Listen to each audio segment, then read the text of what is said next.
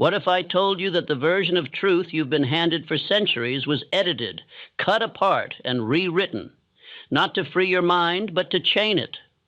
What if the oldest Bible on earth, the Ethiopian Bible, preserved the very teachings of Christ that the world was never meant to see? For 4,000 years, men have twisted divine law into a tool of obedience, not liberation. They took the words of the Master and stripped them of their power, hiding the truth that man was never meant to serve fear, nor bow before institutions, nor crawl in submission to the illusions of authority.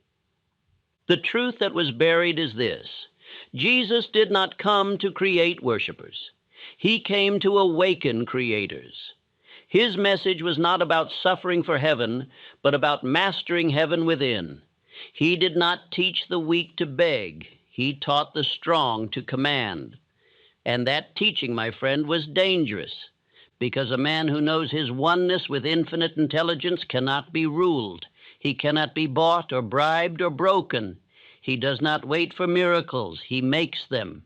And that is why the true doctrine had to be hidden, rewritten, and buried beneath centuries of translation and fear. The Ethiopian scriptures predate your Bible. They contain books removed by kings, burned by popes, and erased by scribes, books that spoke of man's direct communion with the infinite, of his power to think his reality into being, of his mind as the true temple of God.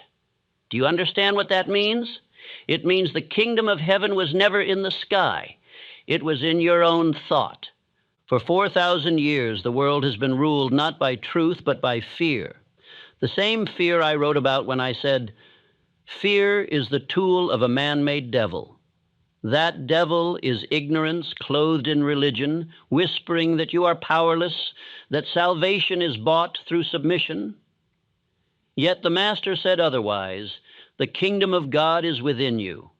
Think of it. Every empire, every priesthood, every institution that ever profited from your fear has built its throne upon the denial of that single law, that man and his Maker are not separate, that the mind of man is a spark of the infinite, that every thought of faith is a command to the universe itself.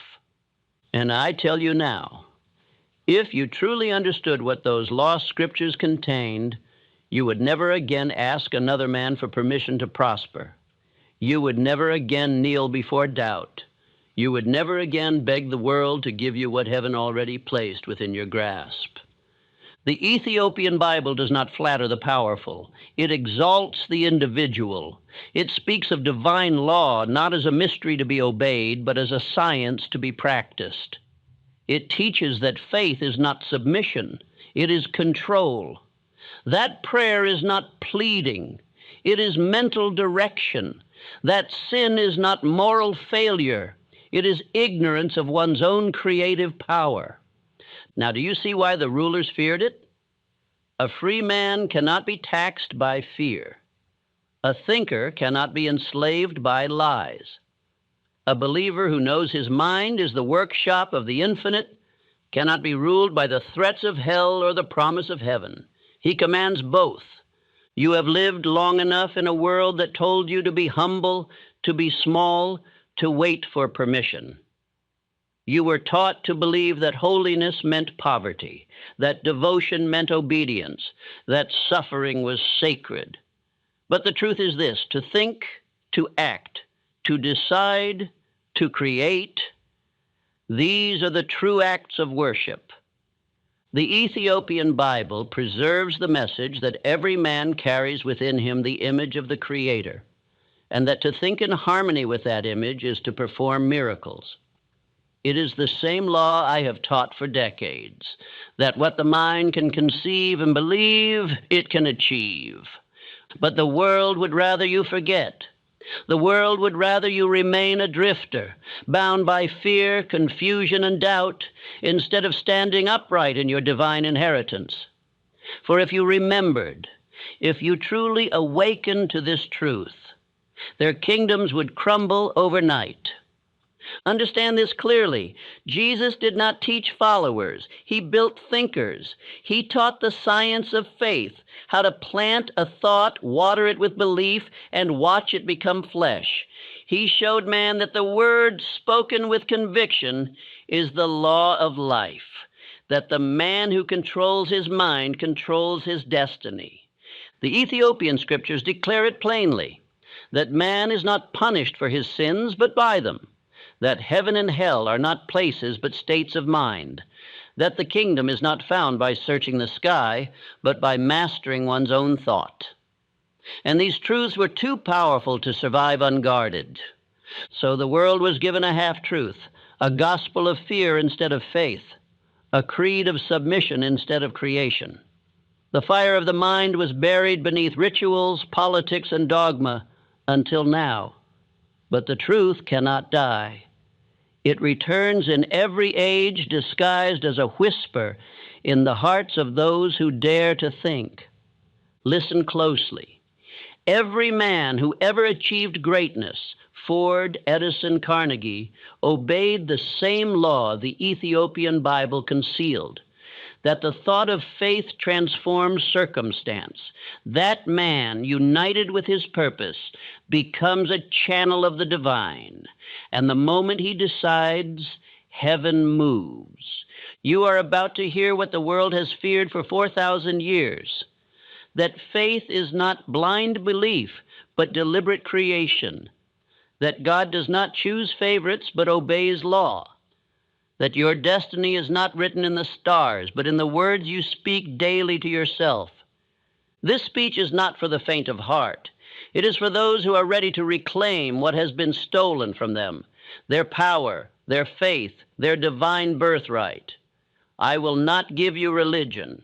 I will give you law, the law that Jesus practiced, that the sages preserved, that the conquerors erased, and that the Ethiopian Bible still proclaims, the kingdom of God is within you, and thought is its throne. So listen well, for these words may shake the foundation of everything you were taught to believe. They may offend the timid, they may enrage the blind, but they will set the thinker free. For the next few moments, put aside everything you think you know about faith, religion, and salvation. The truth has slept long enough. It is time to wake it within you. There is a kingdom not made by hands. It cannot be found in the sky, nor buried in the earth. It is not hidden in temples, nor guarded by priests. It lives within the walls of thought itself. It is the kingdom of heaven, and it begins in the mind of man. Heaven and hell are not places to which men travel after death. They are conditions of consciousness in which men dwell while alive. Heaven is mental harmony. Hell is mental confusion. Heaven is faith organized into purpose.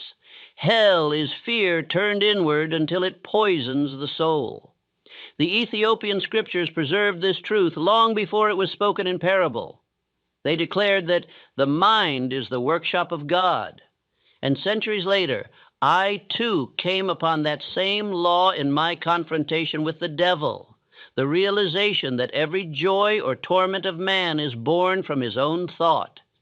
In that timeless dialogue, the adversary confessed his dwelling place. He said, I live in the minds of men who fear me. Thus I learned that the devil is not a red figure with horns, but the negative use of imagination. The devil is the picture one paints of failure, of sickness, of loss, and then believes it into form. The devil is man's own misuse of thought, and the only exorcism needed is the deliberate act of thinking rightly. The true battlefield of good and evil is not in the world of men. It is in the inner chamber of the human mind. Every war that has ever been fought was first fought in thought. Every prison built by tyrants was first built within the minds of those who believed themselves powerless. And every victory ever won was first won by one who dared to govern his own thinking. When Jesus said, the kingdom of heaven is within you, he was not speaking of clouds or golden streets. He was describing a state of consciousness, a mind so disciplined, so pure in purpose, that no fear, doubt, or indecision could disturb its peace.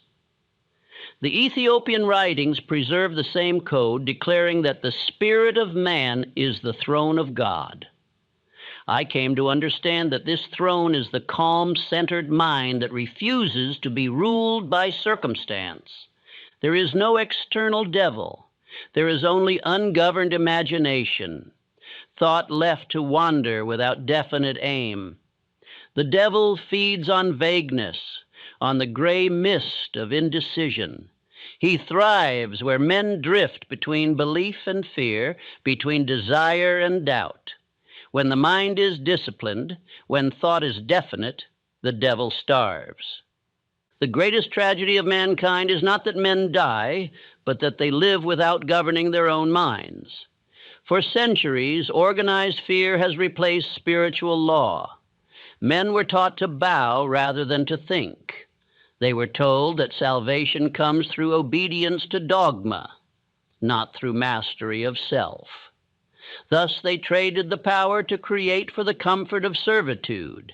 Every age has seen the same conspiracy of ignorance, a hidden league of fear that keeps men bound to limitation. The priests of fear have many names. Some wear robes, others wear crowns, and many hold offices of respectability.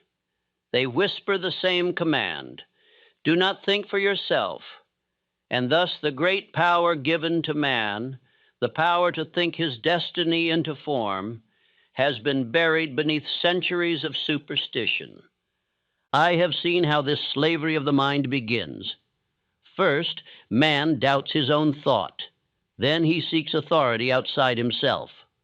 At last, he becomes a beggar at the gates of heaven, pleading for what he has the power to create. This is the secret tragedy of human history. The law was never lost, only forgotten. And it has been written again and again in every sacred book. As a man thinketh, so is he. Faith, then, is not blind belief in unseen hands. It is the calm confidence of a mind in order. Faith is thought organized toward a definite end. When thought is definite, it moves the unseen forces of life into motion. When thought is chaotic, it destroys itself. Heaven is the state of a mind directed by faith. Hell is the torment of a mind ruled by fear. Fear is the only devil there ever was. It is the shadow cast by ignorance. It whispers that man is small, that he must bow, that he is at the mercy of fate. Yet fate itself is but the accumulated result of his own thinking. There is no fate for the thinker, only consequence. Consider Henry Ford, that humble mechanic who found the kingdom within. The world laughed at him. They said his vision of a motor car for every man was madness. Yet he held his thought as firmly as a sculptor holds the form in his mind before he carves it from stone. He refused to drift, refused to fear, refused to accept impossibility. And in so doing, he proved that the kingdom of heaven is not reached through prayer alone, but through the definite act of mind united with purpose. Ford found harmony within, and the outer world reshaped itself to match his vision. This same law that lifted Ford from obscurity lies within every man. Heaven is built each morning when thought obeys purpose. Hell is built each night when fear is allowed to reign. No tyrant can imprison a man who governs his thoughts. No poverty can enslave a soul that knows its own power. The gates of heaven open not through death, but through decision. The decision to think constructively, deliberately, and persistently toward one definite aim. The Ethiopian sages declared, "Guard thy thought, for it is the seed of thy world." How few obey this. The multitude allows their minds to become gardens overrun with weeds of fear, gossip, and indecision. Then they cry out that life is cruel, that fate has betrayed them, that heaven is far away. But heaven was never lost, it was neglected. The mind left unattended becomes a wilderness of torment. The devil does not need to steal a man's soul. He only needs to distract his thought. He works through worry, through envy, through resentment, through the 1,000 little irritations that weaken mental discipline. Each moment spent in fear or doubt is a brick laid in the walls of hell. Each moment spent in faith and purpose is a stone added to the temple of heaven. The Ethiopian manuscripts speak of a law called tefersat, the alignment of inner and outer. It teaches that the outer world mirrors the inner order of thought. When man's thought is divided, his world is divided. When his thought is one with purpose, his world obeys him. This is the law of harmony that binds heaven and earth. When I wrote Outwitting the Devil, I did not reveal a new truth. I uncovered the old one. I showed that the devil is thought misused, fear organized into habit, and I showed that heaven is thought rightly used, faith organized into purpose. I saw that Jesus, centuries before, had already taught this law in the simple command, "Be ye transformed by the renewing of your mind." The renewal of the mind is the rebirth of heaven. Every man is a builder. Each day he draws blueprints in thought, and each night the unseen hands of law build from those plans. Some construct palaces of peace. Others raise prisons of despair. Each receives according to the pattern he has drawn. In my own life, I have known both states. I have lived in the hell of confusion and the heaven of purpose. There was a time when fear held me in chains, when every plan I formed crumbled because my thought was divided. But when I learned to fix my mind upon one definite purpose and to hold it there, the chains fell away. The same law that had bound me now served me. Heaven and hell had been two conditions of my own mind. Man prays for deliverance from evil, yet he is delivered the moment he learns to think. The mind, like a compass, always points toward harmony when it is not interfered with. But fear, doubt, and indecision pull its needle from the true north of faith. The first act of salvation, therefore, is mental stillness. The command to thought, "Peace, be still." The Ethiopian sages said that the voice of God speaks only in silence. This silence is not the absence of sound. It is the absence of fear. When the mind is silent, it hears direction. When it is noisy with worry and desire, it hears only confusion. The devil dwells in noise. God speaks in calmness. There is no need to destroy evil. It destroys itself when ignored. There is no need to chase heaven. It appears when the mind becomes orderly. Man's task is not to beg for miracles, but to create them through disciplined imagination. For the universe obeys thought as faithfully as the soil obeys seed. The great secret hidden in both the Ethiopian scrolls and in my dialogue with the devil is this: man is the builder of heaven through the instrument of his mind. When thought is pure, heaven appears. When thought is chaotic, hell arises. The scriptures of every nation have whispered this in different tongues, yet men have chosen fear over understanding. The priests of fear taught that God rewards obedience and punishes inquiry, but truth rewards inquiry and punishes ignorance. The mind was given not to serve fear, but to command it. Every time a man refuses to think for himself, he hands the keys of heaven to the devil of doubt. In the hidden Gospels preserved in Ethiopia, Christ is recorded saying, "The lamp of the body is the mind. If it be clear, thy whole body shall be full of light." Here lies the identical law I revealed. Control the lamp of thought, and all life is illuminated. Let fear darken it, and all things appear distorted. There is no distant heaven waiting beyond the grave. There is the heaven of self-mastery now. There is no fiery hell below the earth. There is the hell of a mind on fire with worry, hate, and envy. Men have waited for angels to descend, but angels are thoughts of faith. They come not from above, but from within.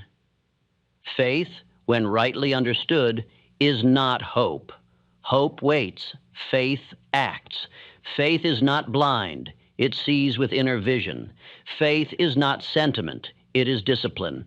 The man of faith knows that the invisible is the cause of the visible, and he governs his thoughts accordingly. The law is perfect and impartial. Whatever you plant in mind, you will meet and experience. If you sow fear, you will reap defeat. If you sow definiteness, you will reap mastery. The soil of the subconscious never rests. It grows weeds or wheat with equal faithfulness. Therefore, the first duty of man is mental cultivation, to keep his garden clear of the weeds of fear, and to plant daily the seeds of purpose. This is not poetry. It is exact science. Every result in your life is the harvest of some thought previously planted. The Ethiopian master wrote, "He who guards his mind guards his destiny." This is the lost commandment of every faith. Heaven is not attained through ritual, but through rhythm, the steady rhythm of disciplined thinking. When one learns this law, he ceases to fear the devil, for he knows that the devil is only the absence of definiteness. He ceases to fear hell, for he knows that hell is the absence of faith. And he ceases to fear death, for he knows that life eternal is thought aligned with divine law. So let this be your affirmation. My mind is the throne of heaven. No fear may reign within it. Repeat it until you believe it. Speak it until your subconscious accepts it as law. For as you affirm, so shall you become. You are not a victim of fate. You are the architect of destiny. You are not a beggar of heaven. You are its builder. The mind is the workshop of God, and you are his apprentice. To think rightly is to create rightly. To fear is to destroy. Remember this. There is no greater power than the calm, deliberate thought of one who knows his own mind. One such man is stronger than 1,000 who drift. When thought is definite, heaven appears wherever he stands. The Ethiopian sages and I spoke the same truth in different tongues, that the kingdom of God is not a place but a power, not a promise but a principle, not a reward but a realization. The law is simple and it is eternal. As you think, so shall you live. There is an invisible empire that rules men without their consent. It has no army, no throne, and no crown. Its palace is built in the imagination of those who tremble before shadows. This empire is called fear, and it is the oldest form of government in the world. Kings have come and gone, nations have risen and fallen, but fear remains the eternal ruler of those who refuse to think for themselves. When I conversed with the devil, he confessed his only weapon. He said, "I control men through fear." And when I pressed him, asking of what men are afraid, he named 6 ghosts that haunt the earth: the fear of poverty, the fear of criticism, the fear of ill health, the fear of loss of love, the fear of old age, and the fear of death. These 6 specters are his ministers of state, through which he commands the minds of the weak. Look carefully at them. They are nothing but ideas, phantoms without form.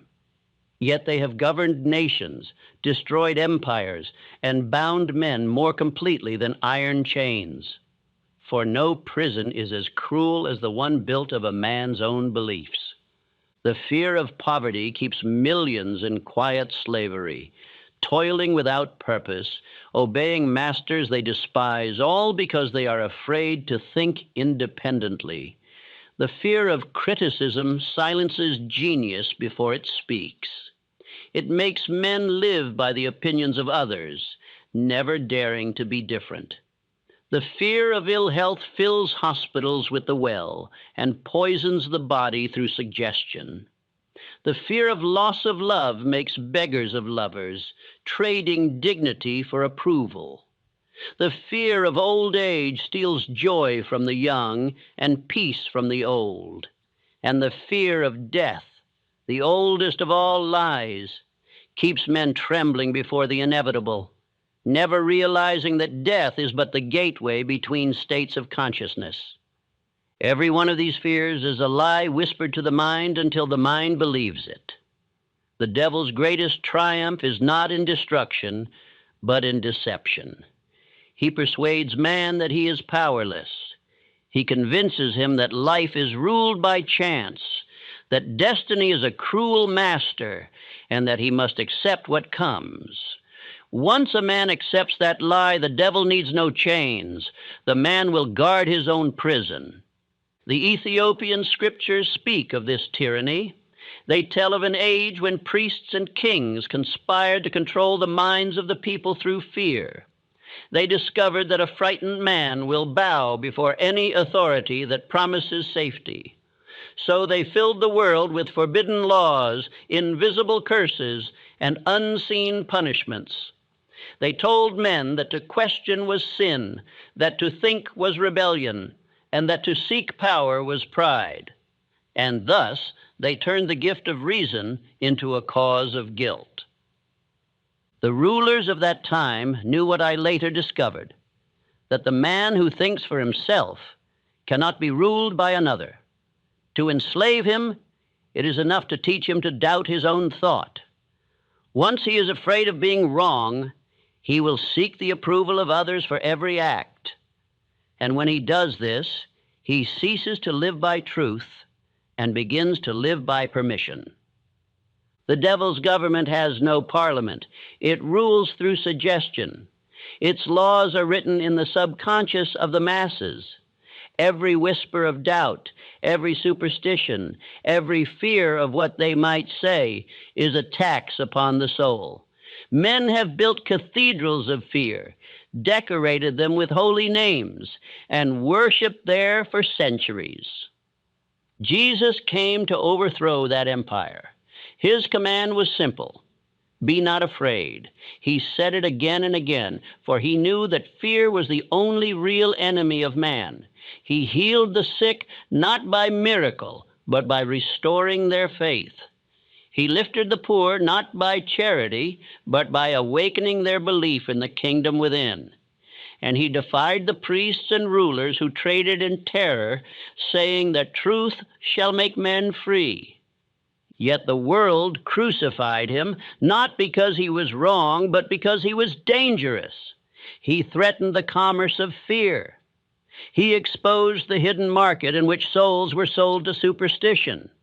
For when a man loses fear, no tyrant can profit from him. The Ethiopian text preserved his true message, that salvation is freedom from fear through understanding. They spoke of a mind that, when illumined by faith, becomes untouchable. He who dwells in the light, they wrote, walks unharmed through the valley of the shadow. It was this same law I uncovered when I made the devil admit that he could control no mind that had a definite purpose.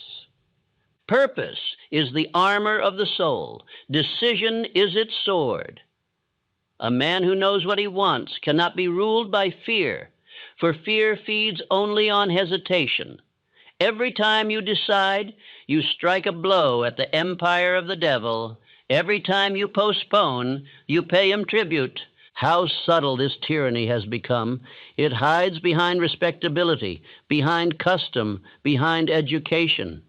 The child is taught early to be afraid, afraid to fail, afraid to offend, afraid to stand alone. He learns to measure himself by others, to conform, to obey.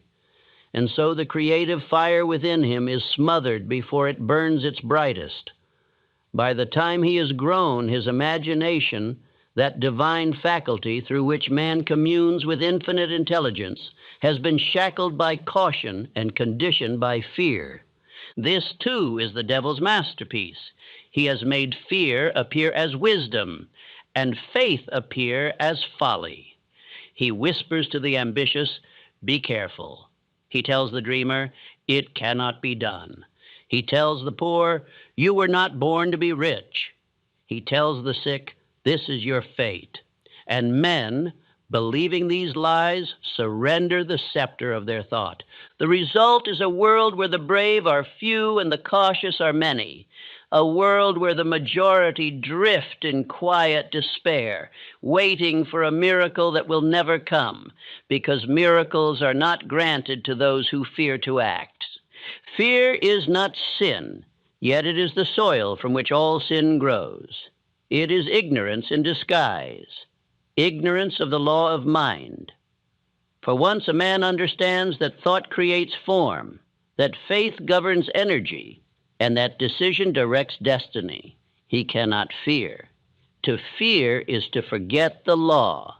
To remember the law is to destroy fear. I have seen the power of this understanding in my own life.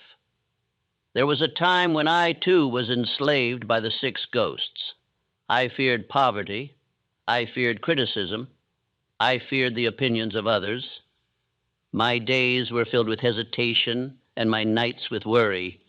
I prayed for courage, yet my prayers were empty because they were offered in doubt. One night when despair had nearly conquered me, I asked myself a question that changed everything. What if fear is nothing but a state of mind? If it was a state of mind, then it could be changed. If it was created by thought, then thought could uncreate it. I decided to test this. I began to act as though I had no fear, to speak with confidence, to plan boldly, to believe in my purpose, even when my reason protested. At first, the old ghosts returned, whispering their doubts, but each time I refused to listen, they grew weaker. One by one, they vanished until only faith remained. And with that faith came the first real freedom I had ever known. The Ethiopian teachers called this the second birth. It is not the birth of the body, but the birth of dominion, when a man learns that fear has no substance except what he gives it. From that day, I understood that the devil can only rule by consent, and that consent is withdrawn the moment one thinks independently. Look again at the 6 fears, and you will see how they form the pillars of the devil's kingdom. The fear of poverty makes slaves of workers and cowards of thinkers. The fear of criticism makes nations march to ruin, each afraid to contradict the loudest voice. The fear of ill health creates sickness through imagination, for the body obeys belief as faithfully as the soil obeys seed. The fear of loss of love breeds jealousy and possession, destroying the very thing it seeks to preserve. The fear of old age steals the strength of the young before their time, as they worship youth and despise wisdom. And the fear of death makes life itself a long rehearsal for dying. All these fears vanish in the presence of understanding. Poverty loses its terror when one learns that riches begin in thought. Criticism becomes harmless when one decides to please only his own conscience. Ill health dissolves when the mind ceases to picture disease. Loss of love cannot wound the one who loves without fear. Old age becomes a crown when seen as harvest, not decay. And death itself becomes an awakening when one realizes that consciousness cannot die. The devil's government is maintained through ignorance, and ignorance is maintained through authority. Those who rule by fear do not fear the strong, they fear the thinker. That is why the first act of every tyranny is to limit education, to ridicule faith, and to exalt dependence. They know that the man who understands his mind cannot be manipulated. Abraham Lincoln understood this law. His courage was not born of absence of danger, but of presence of purpose. When the nation trembled and armies fell, he said simply, "I am not bound to win, but I am bound to be true." In that moment, he demonstrated mastery over fear. He knew that fear is a liar, and that the man who stands by a principle cannot be defeated even by death. His faith in justice was his armor. His decision was his sword. It is not necessary to fight fear directly. It dies of starvation when ignored. The remedy is always the same. Replace it with definite purpose. Every moment spent defining your purpose weakens the devil's hold. Every plan made in faith drives another nail into the coffin of doubt. Fear flees before decision as darkness flees before dawn. The Ethiopian scrolls speak of a divine formula. Knowledge plus faith equals power. This is the antidote to all fear. Knowledge without faith produces cynicism. Faith without knowledge produces superstition. But when knowledge and faith unite, man becomes invincible. The mind that thinks in faith connects with infinite intelligence. It draws ideas from the unseen, strength from the eternal, and courage from the divine. Fear cannot enter such a mind, for it finds no vacancy there. That mind radiates harmony, and all lesser vibrations dissolve in its presence. It is ignorance, not sin, that makes man tremble. To banish fear, therefore, is not an act of rebellion, but of understanding. The man who outwits the devil is simply one who has learned to think. Let this truth burn within you. Fear is not real. It is only the shadow of forgotten faith. The moment you remember who you are, a thinking, creating expression of infinite intelligence, the shadow vanishes. No man can be enslaved who has mastered the law of mind. You are not bound by the world's opinions. You are not limited by circumstance. You are bound only by the pictures you hold in your imagination. Change the picture, and life changes with it. Remember this affirmation and repeat it daily until it becomes your nature. I think in faith, and fear dissolves before my decision. Speak it when you awaken. Speak it when doubt whispers. Speak it until fear becomes a stranger. For every time you affirm faith, you withdraw power from the devil's invisible government. The empires of fear rise and fall, but the law of mind endures. The one who knows this law walks among men like a beacon in darkness. He fears nothing, for he understands everything. He serves no master, for he governs himself. He does not seek heaven elsewhere, for he carries heaven within. The world may call him strange, reckless, even proud, but history will call him free. Every great failure begins the same way, not with a single wrong act, but with the slow surrender of thought. A man ceases to decide for himself. He lets habit, gossip, and fear decide in his place. He allows the hours to pass without direction, the days to move without purpose, the years to unfold without plan. He drifts. And drifting, more than sin or weakness or ignorance, is the devil's masterpiece. When I demanded of the devil how he gained control over the majority of men, he smiled and said, "By causing them to drift." It is the subtle art of making a mind aimless, of keeping it busy but fruitless, full of movement but without progress. The drifter wakes each morning and repeats yesterday. He moves but does not advance. He wishes but does not decide. He spends his life reacting instead of creating. And when the end comes, he wonders why heaven never answered his prayers. Heaven answered every one of them, but he had no definite address. To drift is to live as a leaf upon the wind, carried wherever the breeze of circumstance blows. A man who drifts cannot think for long on one subject. His attention leaps from fear to desire, from pleasure to worry, from one half-formed plan to another. The devil delights in such minds, for they are open houses. Anyone may enter, and the master is never home. The Ethiopian scriptures called this state the sleep of the soul. They warned that the first duty of man is to stay awake. not merely with eyes open, but with thought vigilant. Keep the lamp burning, they wrote, for the night is long and the thief walks in darkness. The thief is not a demon from without, but distraction from within. Every idle thought, every aimless hour, every postponed decision is another drop of oil wasted from the lamp of purpose. Drifting is not always born of laziness. Often it masquerades as virtue. The man who says, "I am waiting for a sign," the one who says, "I am taking my time," or "I will act when the right moment comes," these are drifters disguised as philosophers. The truth is that the right moment never arrives. It must be created. The universe moves only when a mind commands it. The idle wait for inspiration, the definite create it. Look at the world and you will see the proof.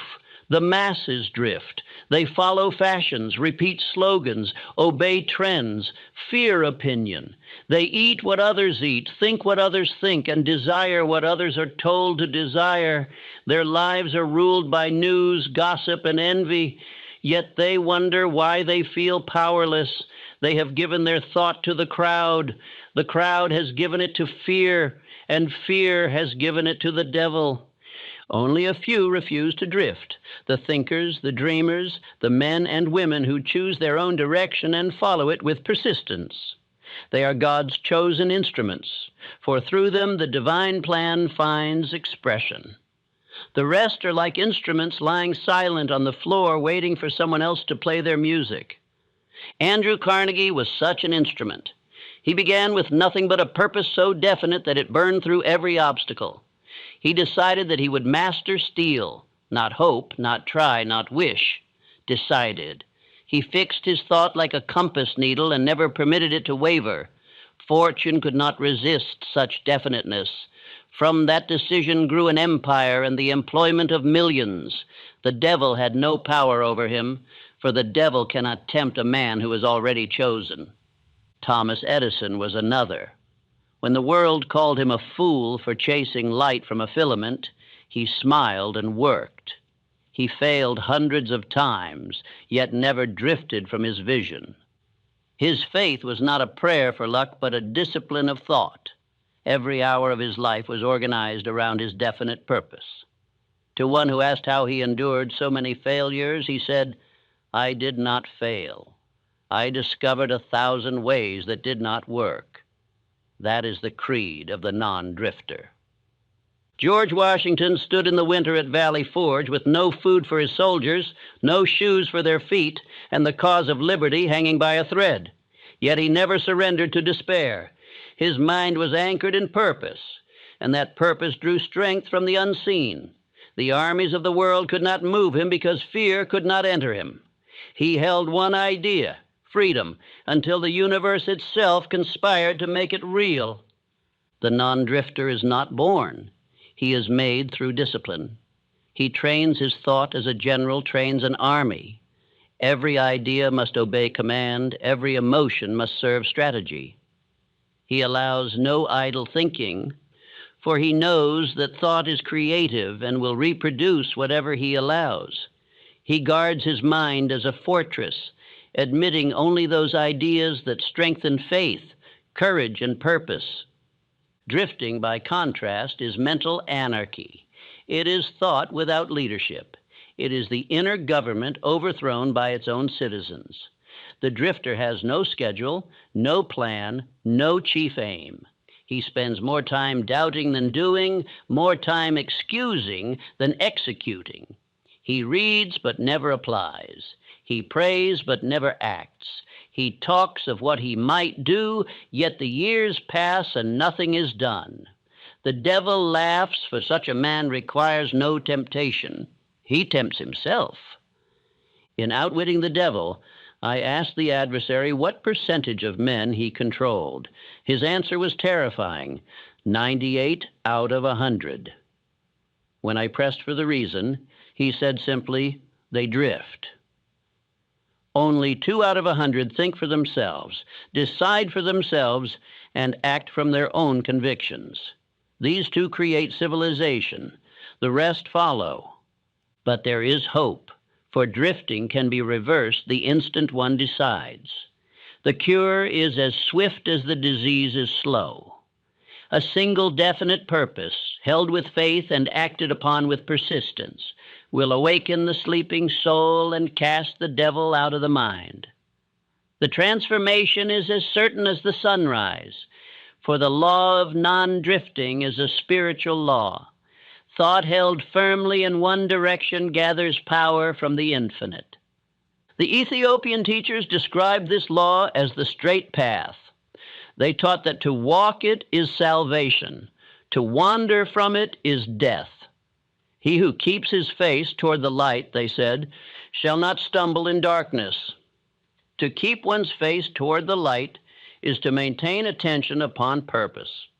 It does not mean struggle or tension. It means consistency. The sun does not hurry, yet all life follows its course. So too must a man move in steady rhythm toward his chosen aim. Why then do the masses drift? Because drifting is easy. It demands nothing of courage, nothing of faith, nothing of effort. The mind, like water, always seeks the lowest level. To rise requires energy. To drift requires none. The drifter mistakes comfort for peace, routine for security, and conformity for wisdom.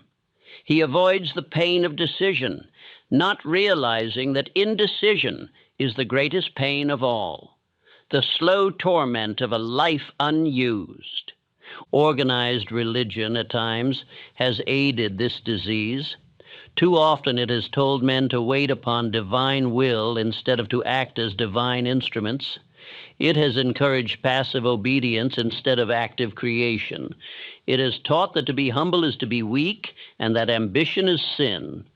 And so, in the name of holiness, men have been taught to drift, waiting for signs, for permission, for rescue. Yet the scriptures themselves declare that man is made in the image of God. And what is that image if not creative power? The Ethiopian gospel warned, God works through the hands of the awake. The asleep pray for deliverance. The awake become it. The asleep seek heaven. The awake build it. The asleep wait for miracles. The awake create them by law. Every man must choose which he will be. To prevent drifting, one must first fix a definite chief aim. This aim must be written, spoken, and visualized until it becomes the central sun around which all thought revolves. It need not be grand, it must be clear. The farmer who decides to raise the best crop in his valley, the craftsman who decides to master his trade, the mother who decides to raise strong children, each is practicing the law of non-drifting. Next comes organized planning. The plan is the bridge between thought and action. Without it, purpose remains a dream. The drifter may say, I wish to succeed, but he has no chart, no map, no timetable. The non-drifter builds his plan as an architect builds a temple, with care, with patience, with exact design. Then he executes it daily, adjusting but never abandoning. The third protection is persistence. The devil flees before persistence as darkness flees before dawn.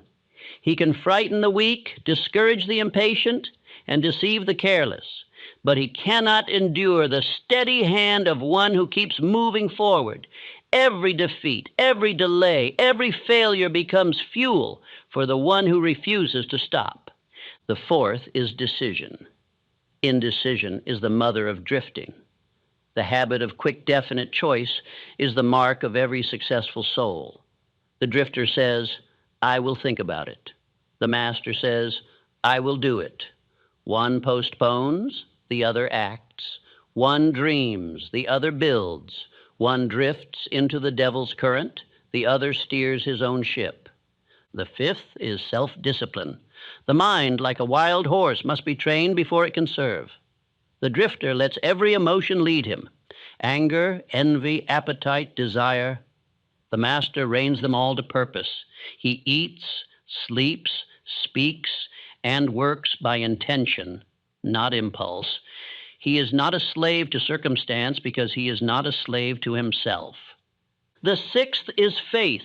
Without faith, all else collapses. Faith is the invisible bridge that carries thought across the chasm of doubt into the land of achievement. It is not blind. It sees with inner vision. It is not hope. It is knowledge of law. The man of faith does not drift because he knows that every cause produces its effect, and that no effort, rightly directed, can fail in the end. The seventh is the habit of going the extra mile. This law breaks the chains of mediocrity. The drifter does only what he must. The master does more than is required. He sows beyond his field, and life repays him in kind.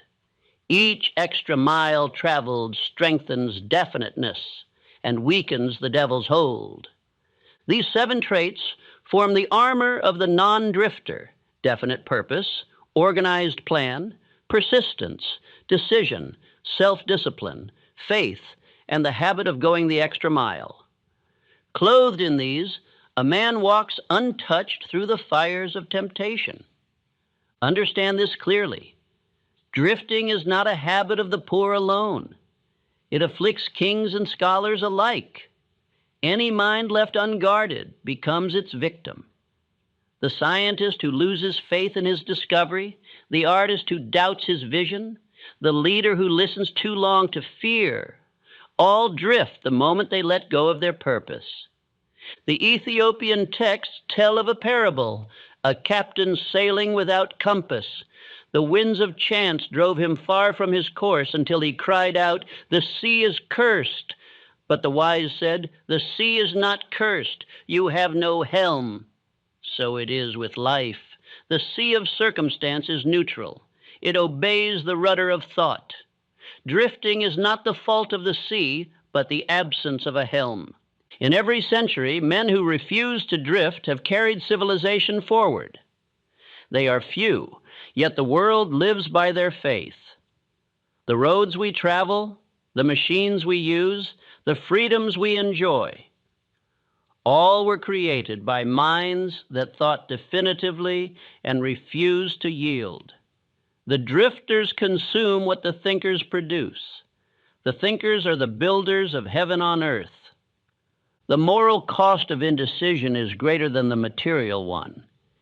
Each time a man hesitates, he wounds his soul. He feels smaller, weaker, less certain of himself. The habit of indecision breeds self-contempt.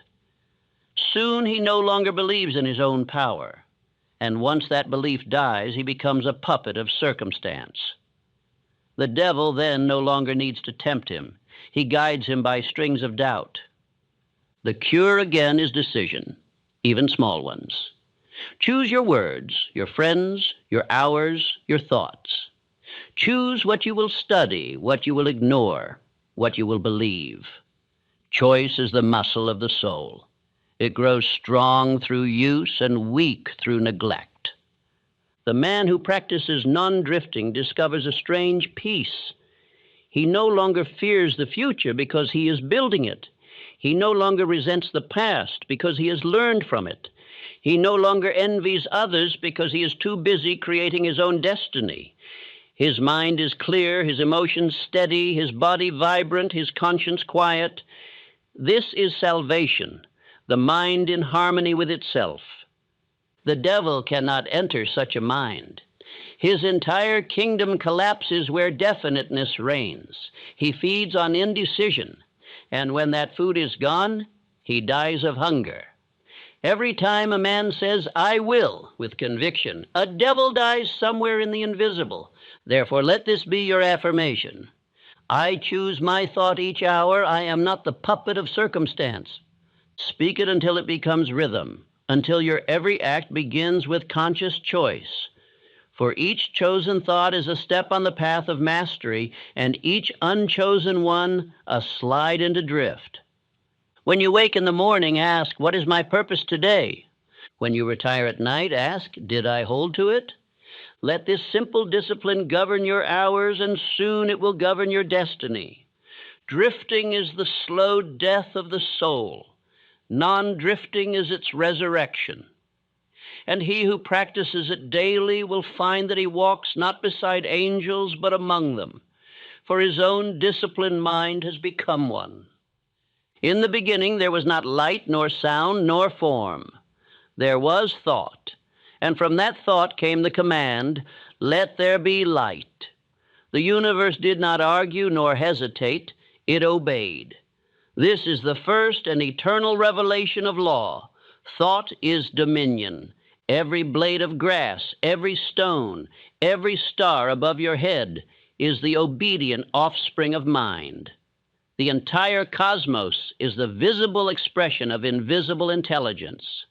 The laws of gravity and motion, the rhythm of the tides, the beating of your own heart, all are governed by thought in motion. To the wise, this is no mystery. It is the sacred formula written in every text of power. As a man thinketh, so is he. The Ethiopian masters called this law the voice that commands. They taught that every man holds within his mind the same creative spark that shaped the heavens. He spoke, and it was, they said. And when man speaks with faith, creation echoes the same words. When I examined the habits of the world's most successful men, I found they shared one faculty in common, the ability to transform thought into form. They did not wait for miracles, they caused them. They did not pray as beggars, they prayed as architects. Every desire they held in the mind with conviction took on life and moved toward fulfillment. This is the law of mental dominion, the power by which man commands his circumstances through the deliberate direction of thought. All that is necessary to invoke it is belief, repetition, and emotion. When desire becomes faith, and faith becomes habit, the world bends to its decree. You have spoken many words in your life, but only a few have carried the power of creation. Words without faith are noise. Words with belief are law. The true prayer is not the repetition of phrases, but the inner declaration backed by emotion. When thought and feeling unite, the universe obeys. Most prayers fail because they are petitions of doubt rather than commands of faith. The majority of men pray as though God were far away, reluctant to listen, requiring persuasion. But God, or infinite intelligence, dwells in the mind of man and acts only through law. To pray correctly is to align your thought with law, not to beg law to change. The sun does not shine because you ask it to. It shines because it must. So too does the universe respond to definite thought. The formula is exact and mathematical. Desire plus belief plus repetition equals creation. Desire is the seed, the first spark of creation. It must be definite, not vague. The man who desires success without defining it will reap confusion, for law responds only to precision. The desire must be so vivid that it burns through hesitation and consumes doubt. Belief is the soil, the mental medium in which the seed grows. Without belief, desire withers. With belief, it flourishes. Belief is formed by repetition of thought. Every idea held in the conscious mind and impressed upon the subconscious through repetition becomes belief. The subconscious then accepts it as truth and acts upon it. Repetition is the sunlight, the energy that brings the seed to life. Every time you repeat a thought with emotion, you strengthen its roots. The subconscious cannot distinguish between truth and falsehood. It accepts what it hears often enough with feeling. This is why propaganda rules the masses, and why affirmation liberates the individual. The one who controls his repetition controls his destiny. I have seen this law operate with perfect precision. Thomas Edison did not invent the phonograph by accident. He held the image of it so vividly in his mind that it compelled reality to take form. He did not hope for discovery. He decided it must be found. He lived with that idea day and night until his hands became the tools of his mind. The machine that finally sang with recorded sound was but the physical shadow of an inner image already complete. So it was with Ford, Carnegie, Rockefeller, and every other creator I have studied. They began with thoughts so definite that no circumstance could alter it. When others doubted, they persisted. When the world said impossible, they said inevitable. They were not men favored by fortune. They were men obedient to law. The same law works for the farmer who pictures a field of grain before it sprouts, for the mother who envisions her child strong and wise, for the craftsman who sees his work finished before it begins. Creation begins in imagination and moves through faith into form. The Ethiopian scrolls describe this process in sacred language. He who sees with the inner eye commands the outer world. To see with the inner eye is to visualize, to hold a mental image charged with emotion and belief. Visualization is not idle fantasy. It is the deliberate shaping of spiritual substance. Every picture held long enough in mind attracts the materials necessary for its realization. I have often been asked, does this mean any thought can create reality? The answer is yes, if it is definite, emotional, and persistent enough.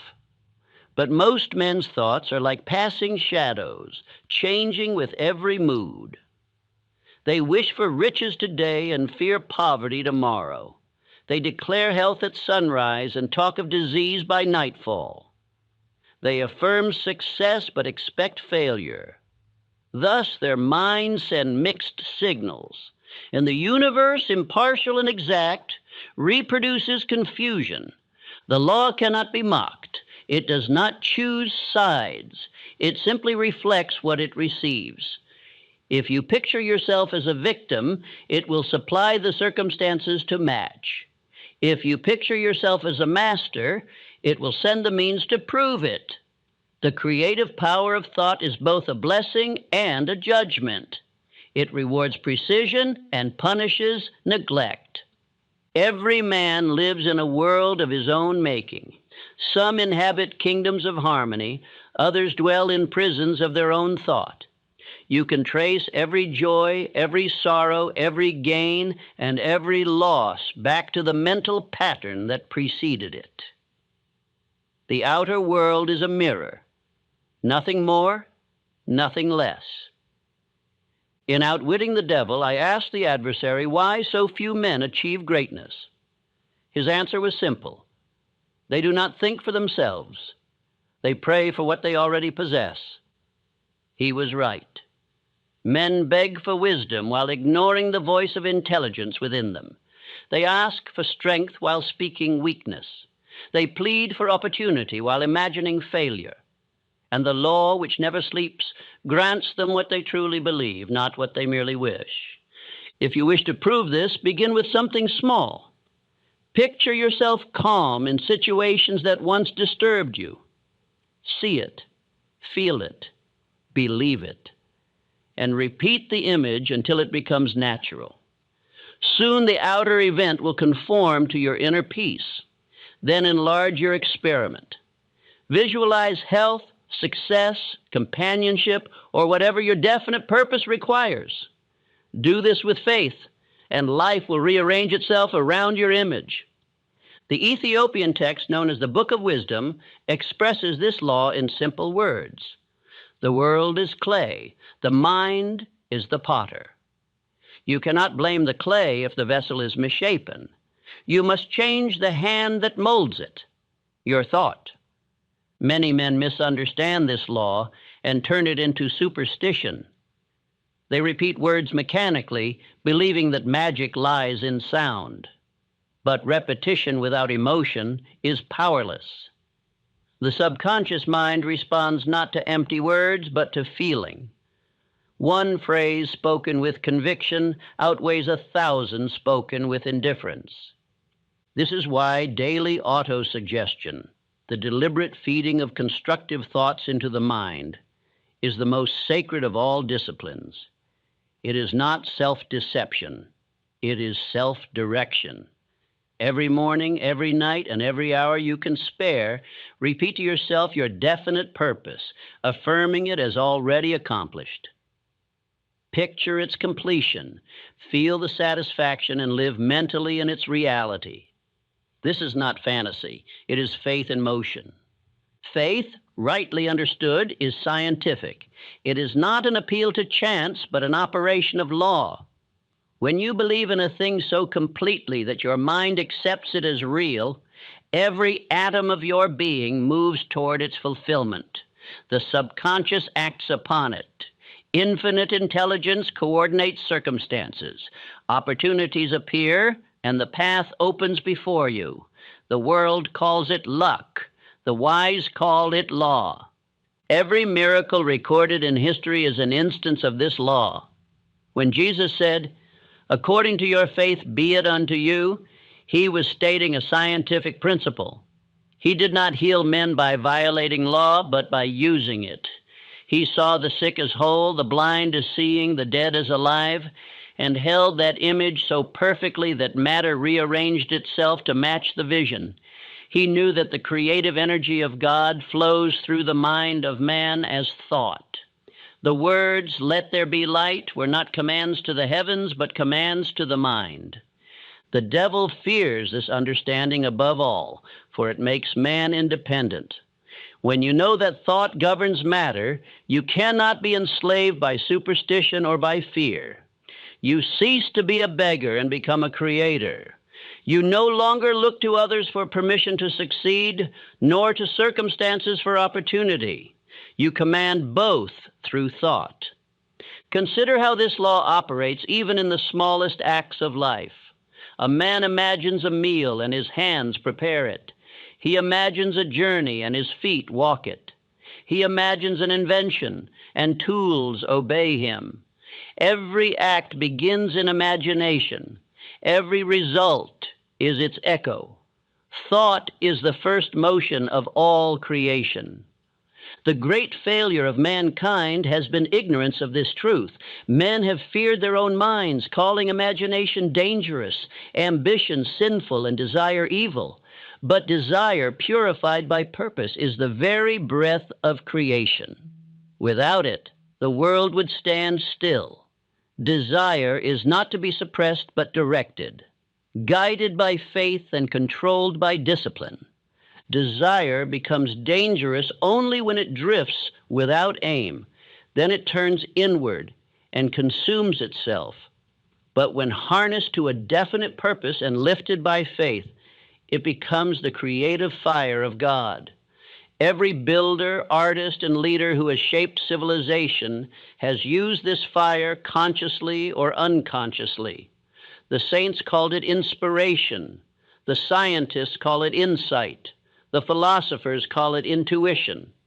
It is all the same power, the movement of infinite intelligence through the focused mind. Let no man say, "I am not creative." Every thought you think creates. You may create harmony or discord, joy or misery, wealth or want, but create you must, for creation is the nature of mind. The only question is whether you create by design or by default. If you would create by design, practice this daily exercise. Choose one definite desire. Write it clearly in the present tense, as though already achieved. Visualize it with detail. Feel the gratitude and certainty of its reality. Repeat this process at least twice daily, morning and night. Do not strain, do not doubt. Let the image grow natural and familiar as a home to which you are returning. In time, it will become so real to your inner sense that the outer world must conform. This is law, as reliable as the sunrise. The Ethiopian teachers called this the harmony of the inner and outer voice. They said that when the mind speaks one thing and the heart feels another, creation halts. But when both speak the same word, the universe rushes to obey. The word amen at the end of a prayer was not meant as conclusion, but as affirmation. So it is. When spoken with faith, it seals the image into form. To live by this law is to walk as a king among men. You cease to fear circumstances, for you know they are your servants. You cease to envy others, for you know the same power works through all. You cease to doubt the future, for you are building it with every thought. You no longer say, I hope. You say, I know. You no longer say, I wish. You say, I will. You no longer drift. You decide. You no longer react. You create. And in this transformation, you rediscover the lost secret of the ages, the secret that heaven is not a reward, but a result, not a place, but a process of mind in harmony with law. Let this affirmation be written upon your heart. What I hold in thought with conviction, life must mirror in form. Speak it until it becomes certainty. Think it until it becomes identity. For the mind that knows this truth cannot fail, cannot fear, and cannot be enslaved. It has entered dominion, the kingdom of heaven within. The human mind is the greatest of all gates, the entrance through which either heaven or hell enters man's life. Yet few ever learn to guard it. They allow every sound, sight, and rumor to pass its threshold. They wander from thought to thought as a drunkard wanders through alleys. They open the gate to fear in the morning and to worry at night. They wonder why peace flees from them, why success eludes them, why joy fades like smoke. The answer is simple. They have never learned the law of controlled attention. In my interview with the devil, I asked him directly, "By what means do you enter the mind of man?" His answer was as cold as it was precise. "I enter when a man's attention is not upon his own thought." That was his confession. The adversary needs no permission, only neglect. When attention is scattered, the devil walks in. When attention is focused, he is blinded by the light and retreats. The Ethiopian masters taught this law under another name, the single eye. They wrote, "If thine eye be single, thy whole body shall be full of light."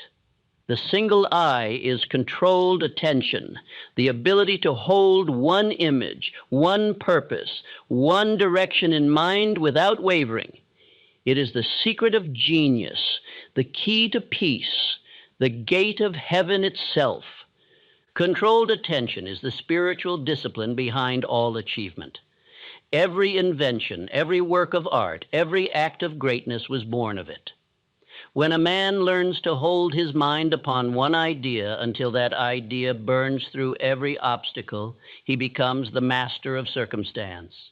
When he allows his attention to be divided between many desires, he becomes the servant of confusion. The mind is not unlike a lens. Unfocused, it diffuses light into weakness. Focused, it gathers power strong enough to burn through steel. Attention is that lens. It can either scatter your power across 1,000 trifles or concentrate it into one definite purpose. The law makes no distinction. It obeys direction. Modern men have filled their minds with noise. They live in distraction and call it progress. They carry the entire world's chatter in their pockets and wonder why they cannot hear the voice of infinite intelligence. They drift through endless stimulation, gossip, entertainment, fear, and argument, and then say they have no peace. Peace is not absent. It is drowned in noise. The Ethiopian sages warned of this centuries ago. He who listens to many winds hears no music. They meant that the mind must choose its object, for the world is full of competing vibrations. Every voice you permit to enter your attention takes a portion of your creative power. Each hour of idle talk, each moment of gossip, Each indulgence in envy or complaint is a leak in the reservoir of your mind. Controlled attention begins with the act of closing those leaks. Learn to be silent. Learn to turn off the stream of idle words and useless images. Learn to sit with your own thought until it becomes your servant rather than your master. When you can hold one idea without being pulled by 10 others, you have taken your first step into mastery. You cannot control what you will not observe. Therefore, the first discipline is awareness, to watch your own thought. The Ethiopian text, Wisdom of Light, says, "Guard the doorway of your mind as a king guards his treasury. Every idea that enters your consciousness will grow unless rejected. Ask of each thought, does this serve my definite purpose? If it does not, dismiss it at once." A man's attention is his life. Whatever holds it grows stronger. Whatever he neglects grows weaker. This is why men fail. They feed their fears and starve their faith. They dwell upon obstacles, talk about problems, imagine defeat, and then are surprised when failure appears. They have been watering weeds and wondering why no flowers bloom. Controlled attention reverses this process. It takes every idle moment and turns it into creation. Instead of imagining disaster, you imagine triumph. Instead of dwelling on loss, you dwell on gain. Instead of worrying about what you cannot control, you hold your thought on what you can. The universe expands whatever you concentrate upon. Attention is the magnet of experience. When you dwell on fear, you invite its form. When you dwell on faith, you awaken its power. When you dwell on success, you attract opportunity. This is not wishful thinking, it is law. Attention organizes the forces of the mind, and the mind organizes the forces of circumstance. The devil cannot enter a mind under control. He cannot tempt a man who is busy directing his own thought. His entire empire depends on distraction. He sends 1,000 small noises to steal your attention: gossip, irritation, fatigue, curiosity, vanity. Anything to keep you from thinking of what matters. His purpose is not to make you evil, but to make you scattered, for a scattered mind is powerless. Jesus said, "Watch and pray." Most have read those words as instruction for religion. I read them as a formula for dominion. Watch means to observe your thought. Pray means to fix it upon your purpose. To watch and pray is to practice controlled attention. The man who does this continually cannot be moved by the storms of life, for his thought stands like a lighthouse upon a rock. The Ethiopian scriptures describe this same practice as setting the face toward the light. When the ancient monks of Axum rose at dawn, they would face east in silence, holding their gaze upon the horizon. It was not the sun they worshipped, but the principle of unwavering attention. They trained their minds to follow light until they could hold it inwardly, even through the night. This was the meaning of prayer without ceasing. To master attention is to possess peace. A mind that can remain still upon one point of faith cannot be disturbed. When you hold your thought upon what is good, all that is unlike it fades. When you hold it upon truth, error dissolves. When you hold it upon harmony, discord disappears. The world outside is only the mirror of the world within. Change the image, and the reflection obeys. I have seen men of power who embodied this principle. One of them was John D. Rockefeller. During crises that would have broken lesser men, he remained calm as stone. While others panicked, he withdrew into silence, focusing upon his purpose with mathematical precision. When questioned about his composure, he replied, "I never allow my mind to leave the problem until I find its profit." That was not greed. It was control. The man who can think clearly in chaos becomes ruler of it. Controlled attention is also the foundation of happiness. The unhappy man is not cursed by fate. He is cursed by divided thought. He tries to hold joy in one hand and fear in the other. He attempts to live in the present while clinging to the past. He allows his attention to wander between regret and anxiety until peace is lost. Happiness is not something to be found. It is the natural condition of an undistracted mind. The Ethiopian sages expressed it thus: heaven begins when the mind stands still upon truth. The still mind does not mean an empty one. It means a mind filled only with what is worthy. It is not absence of thought, but mastery of it. To hold your attention upon truth until it becomes identity is to enter heaven while still in the body. How does one attain this mastery? Through daily discipline. The mind, like the muscles, grows strong through use. You cannot control your attention once and be free forever. You must practice until it becomes habit. Begin with small exercises. Choose one image, perhaps your definite purpose, and hold it for 5 minutes without interruption. When distraction arises, gently return. Do not scold yourself. Persistence is the key. Next, extend the exercise to your daily life. When you work, work with full attention. When you rest, rest completely. When you speak, be present in your words. When you listen, listen without drifting. Each moment of awareness strengthens your mastery. The habit of controlled attention carries power into everything you do. Your words gain weight because they come from unity of thought. Your actions produce results because they are guided by a single intention. People will feel the force of your presence without knowing why. It is the radiation of focused mind. In the Ethiopian monasteries, the young initiates were taught this by a simple ritual. They were told to light a candle and protect it from the wind through an entire night. If the flame wavered, they shielded it. If it burned low, they fed it. If they fell asleep, it went out. The candle was their attention, the wind their thoughts. The master who kept his flame burning till dawn was declared ready for the mysteries of wisdom. You must perform the same rite inwardly. The flame of purpose must burn through every storm. Shield it from gossip, from doubt, from fatigue, from distraction. Keep feeding it with repetition and faith. When it flickers, protect it. When it dims, speak your affirmation. My attention is law. I look only upon what I intend to create. Repeat this until it becomes your nature, for the mind follows its own words, and by repetition, you will find that your attention obeys you as a trained servant obeys its master.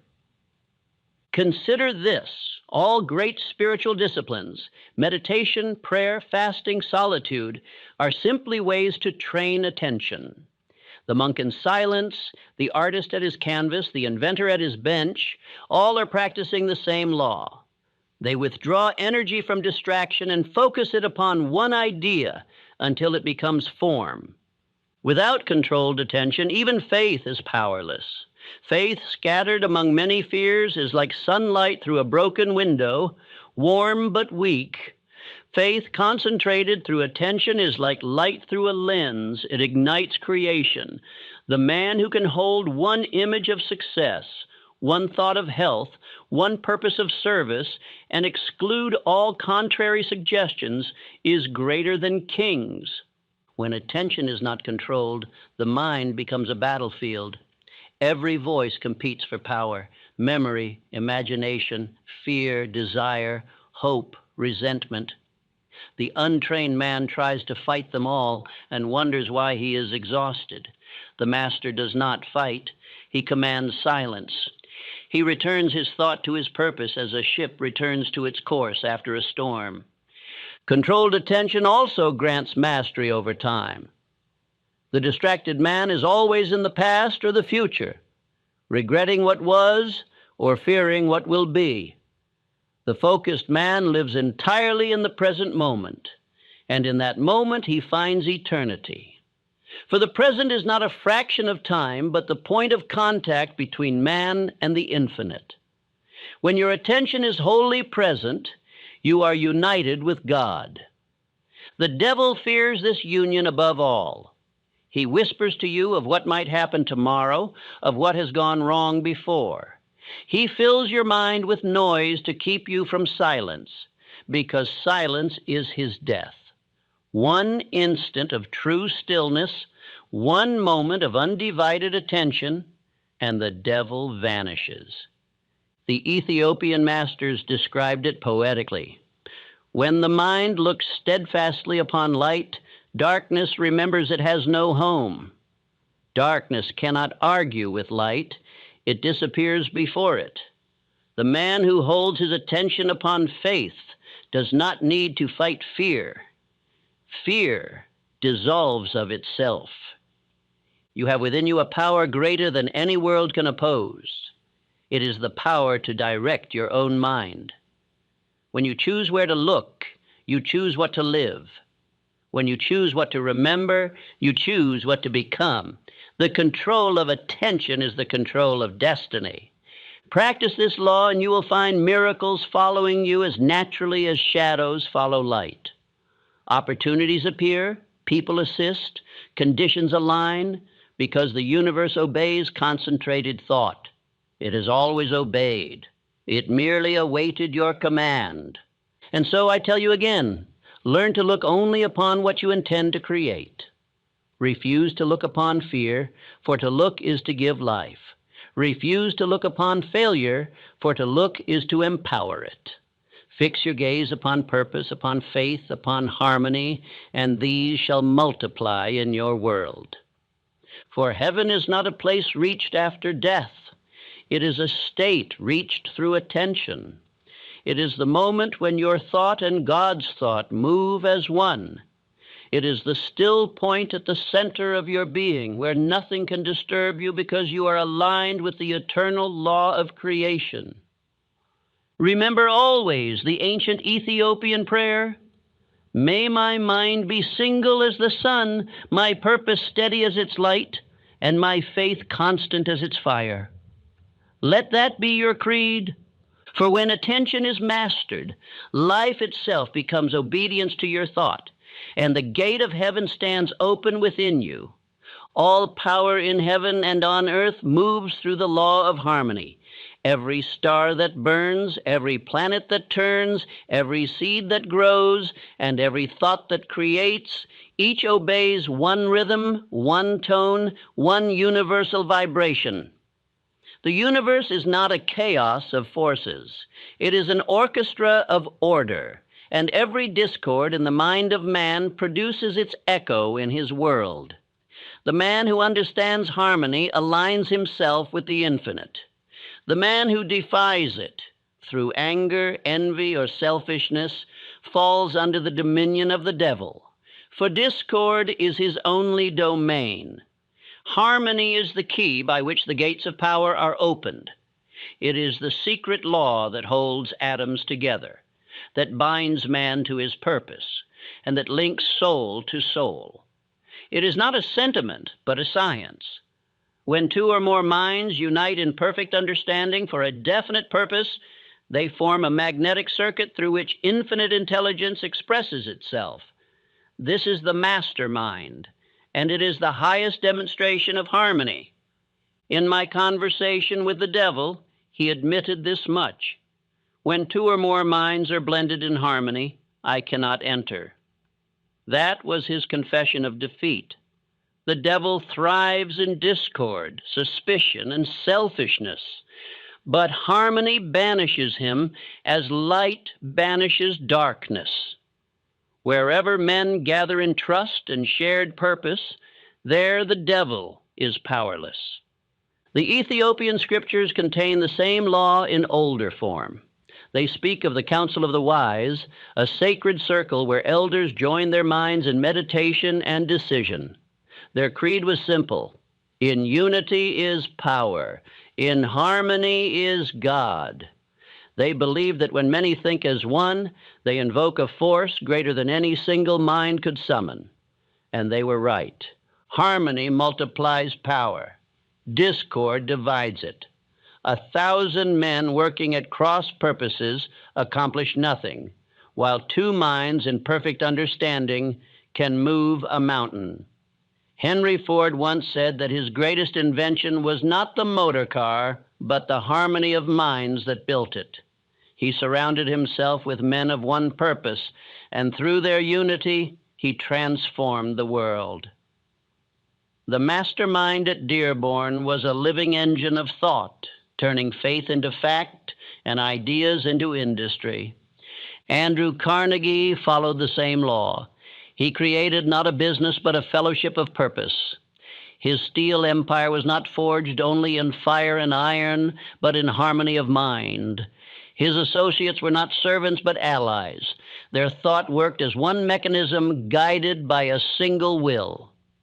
Carnegie himself told me, "The secret of success lies in the harmonious cooperation of minds dedicated to one aim." Through that harmony, he attracted wealth beyond counting, but more than that, he proved a divine principle, that unity of purpose is the voice of God speaking through men.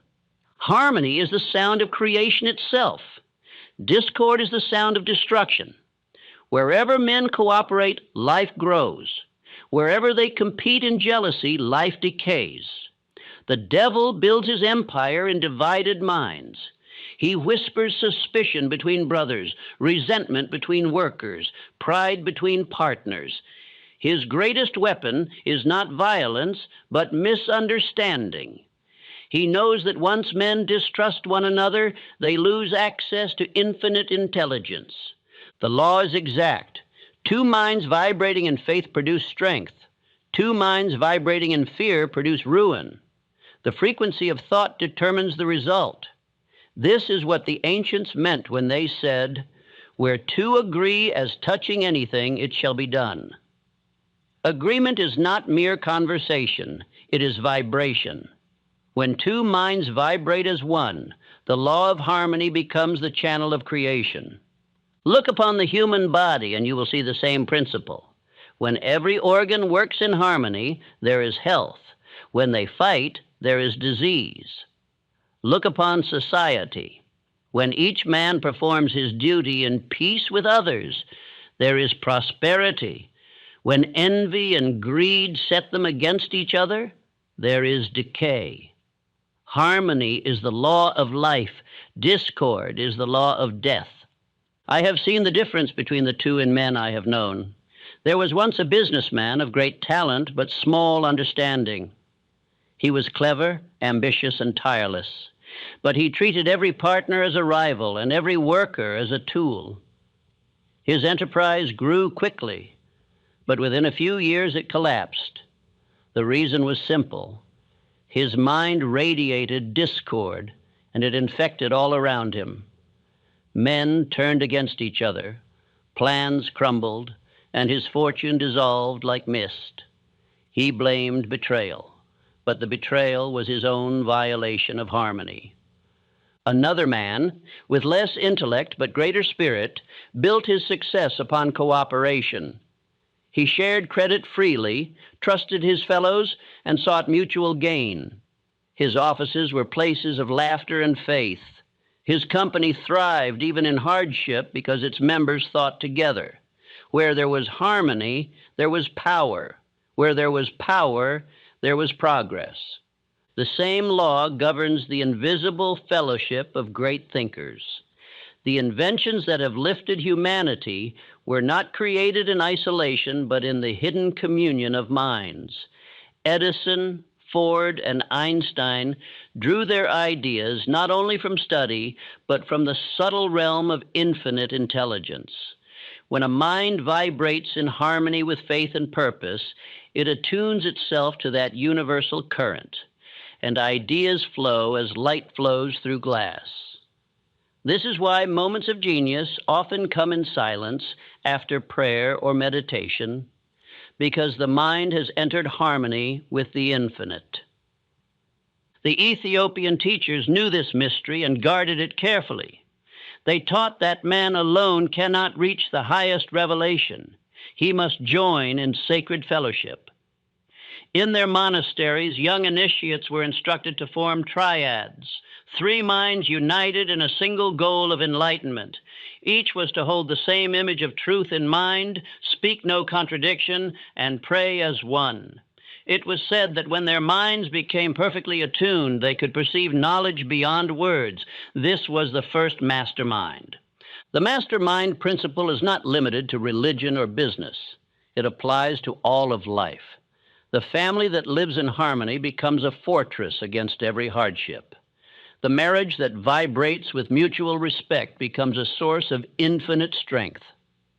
The friends who uplift one another through faith and counsel become fountains of courage. Wherever harmony is, God is in the midst of them. When harmony is broken, even great talents become useless. Many a brilliant man has failed because he refused cooperation. He thought himself sufficient, but no man is self-sufficient.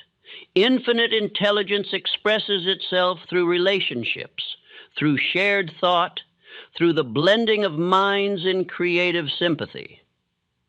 The hermit may find peace, but he will not build civilizations. Only the cooperative spirit can create enduring achievement. The devil cannot work in harmony. His nature is division. He dwells in arguments, in pride, in jealousy. He provokes quarrels between allies, doubts between friends, competition between equals. He is the spirit of mine instead of ours. The man who succumbs to envy or suspicion has opened the gates of his mind to him. The man who forgives, who seeks understanding, who builds fellowship, he has shut those gates forever. Harmony does not mean weakness. It is not agreement with evil nor submission to error. True harmony is agreement with law. It is the alignment of thought with truth, and truth is always constructive. When a man harmonizes with law, he becomes immovable. When he harmonizes with falsehood, he collapses. The highest form of harmony is unity with infinite intelligence itself. When your mind vibrates with faith, gratitude, and definiteness, you enter communion with that unseen source of power. Ideas, opportunities, and guidance flow to you as naturally as rivers flow to the sea. This is why men of faith appear lucky. They are in tune with law. The Ethiopian textbook of the Sun describes this communion beautifully. The wise man does not call upon God as distant. He tunes himself to the divine melody until he and the music are one. To tune oneself is to harmonize thought, emotion, and action with one definite purpose. When that alignment is achieved, the universe becomes your orchestra and plays according to your theme. In practical terms, the law of harmony requires three disciplines. First, control of emotion. Anger, jealousy, and hatred are vibrations of discord. They block the flow of infinite intelligence. You cannot hate and create at the same time. The mind must be calm, as a mirror must be still to reflect the light. Second, control of speech. Every word you utter carries vibration. Words of complaint and criticism sow discord, even in your own subconscious. Speak only what strengthens, unites, and builds. The master mind can exist only among men whose words carry the tone of respect. Third, control of association. Choose your companions carefully. Association is the magnet of destiny. You cannot rise above the level of the minds you surround yourself with. Seek those who believe in purpose, in progress, in faith. Avoid the cynical, the idle, and the fearful, for their vibrations will pull you downward. The Ethiopian masters taught, "The man who walks with the blind will stumble, though his eyes be open." If you cannot find companions of harmony, build one through prayer. Speak in silence to infinite intelligence, for that is the supreme partner. The man who enters that inner communion can never be lonely. His mind becomes a receiving station for ideas, a transmitter of power. He carries the master mind within himself, for he is harmonized with the infinite. When I first discovered this principle, I tested it through experience. I began to seek the company of definite thinkers, men who had faith and purpose. I found that in their presence, my own ideas expanded, my courage grew, my plans became clear. In turn, my faith strengthened theirs. The atmosphere of harmony produced results no single effort could have achieved. It was as though some invisible intelligence had joined our circle, guiding and inspiring us, and indeed it had, for that is the law. This same harmony governs nations. When the people unite around principle, the nation thrives. When factions divide them, the nation decays. The founders of America understood this truth. They met in Philadelphia not as rivals, but as allies of destiny. Despite differences, they harmonized upon one idea: liberty under divine law. That harmony created a current of faith that swept across the world. The devil fought it with fear and division, but the law prevailed. Harmony is not achieved once for all. It must be maintained. Like music, it requires tuning. Ego, pride, and suspicion are dust upon the strings of the instrument. They must be removed daily through humility, gratitude, and forgiveness. The mind that forgives is always in harmony. The mind that resents is always in discord. When you harmonize with others, you not only multiply power, you multiply joy. The creative act becomes delight, the labor becomes song, and every success becomes a shared triumph. This is why heaven is described as a place of perfect harmony. It is not a distant realm, but a state of mind where all wills are aligned with divine law. Hell is the opposite state, each soul insisting upon its own way, deaf to the music of the whole. The devil has no melody of his own. He merely distorts the music of God. He changes harmony into noise, cooperation into competition, unity into confusion. He survives only where men insist on playing their own tune. Therefore, let your every relationship become a practice of harmony. Begin with your own mind. Make peace between thought and feeling. Then extend it to your home. Make peace between yourself and those you love. Then to your work. Make peace between yourself and your associates. Finally, make peace with life itself, trusting that all is governed by law and that law is good. To live in harmony does not mean to escape conflict, but to master it. The true musician does not avoid dissonance. He resolves it into beauty. So too must you resolve every discordant circumstance into wisdom. Every difficulty is an instrument by which your soul learns finer harmony. When harmony becomes your constant vibration, you attract others who share it. They will recognize you without words. Your presence will inspire confidence. Your silence will command respect. You will find yourself surrounded by allies, opportunities, and unseen protection. The law of harmony draws its own company. Let this be your affirmation. I think in harmony with all good. Through unity, I multiply my power. Repeat it daily until it becomes your atmosphere. Let your thought, word, and deed vibrate in unison with that truth. For when harmony rules your mind, the universe itself will conspire to magnify your purpose. There is no greater secret. The power you seek does not lie in struggle, but in alignment. The wisdom you crave does not come from striving, but from stillness. The success you desire will not be forced. It will be attracted through harmony. Remember always, the infinite is not reached by noise, but by resonance.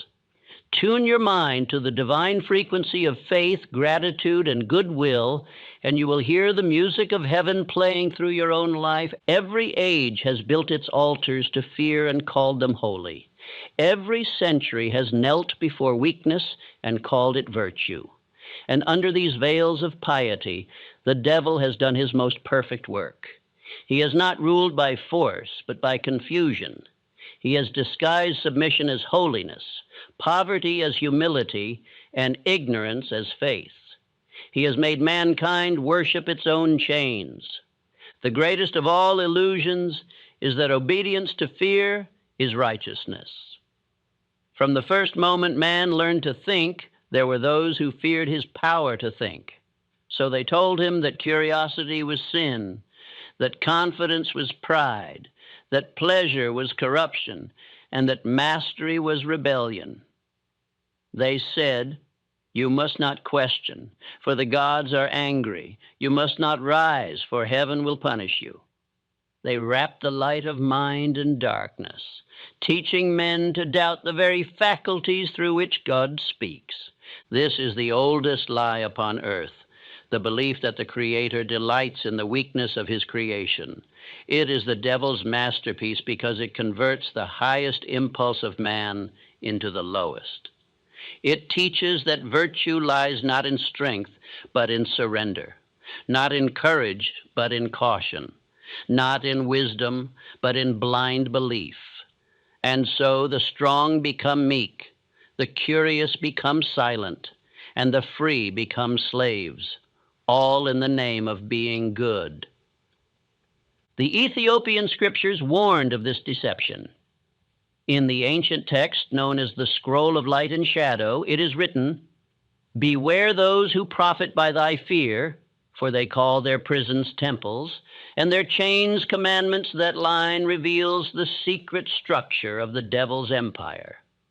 He rules not through violence, but through the corruption of words. He takes noble ideas, faith, humility, obedience, and twists them until they serve his design. True humility is reverence for truth.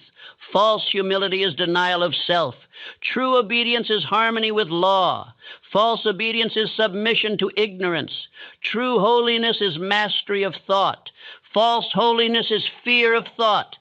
Through these perversions, the devil has made slaves of saints and victims of believers. The priests of fear have ever sought to convince mankind that poverty is the proof of virtue. They declared that riches corrupt, that desire is sin, and that ambition is a snare. They told men to renounce the world and await reward beyond the grave. But life is the gift of God, not a punishment. Desire, rightly directed, is divine. Ambition, purified by purpose, is the instrument of progress. There is no sin in wealth earned by service, and no holiness in want endured through idleness. The soil produces nothing for the man who refuses to plant. I have seen more goodness in one man who dares to create than in 1,000 who dare only to pray. For creation is obedience to the highest law, the law of increase. The universe itself expands because growth is the will of God. To refuse growth, to hide one's talent, to fear success, these are the true disobediences. The devil's cleverest trick is to make weakness appear sacred. He whispers to the timid, "Your fear is wisdom." He whispers to the lazy, "Your inaction is patience." He whispers to the slave, "Your chains are righteousness." And when they bow to him, he smiles and calls them faithful. Religion was never meant to enslave the mind.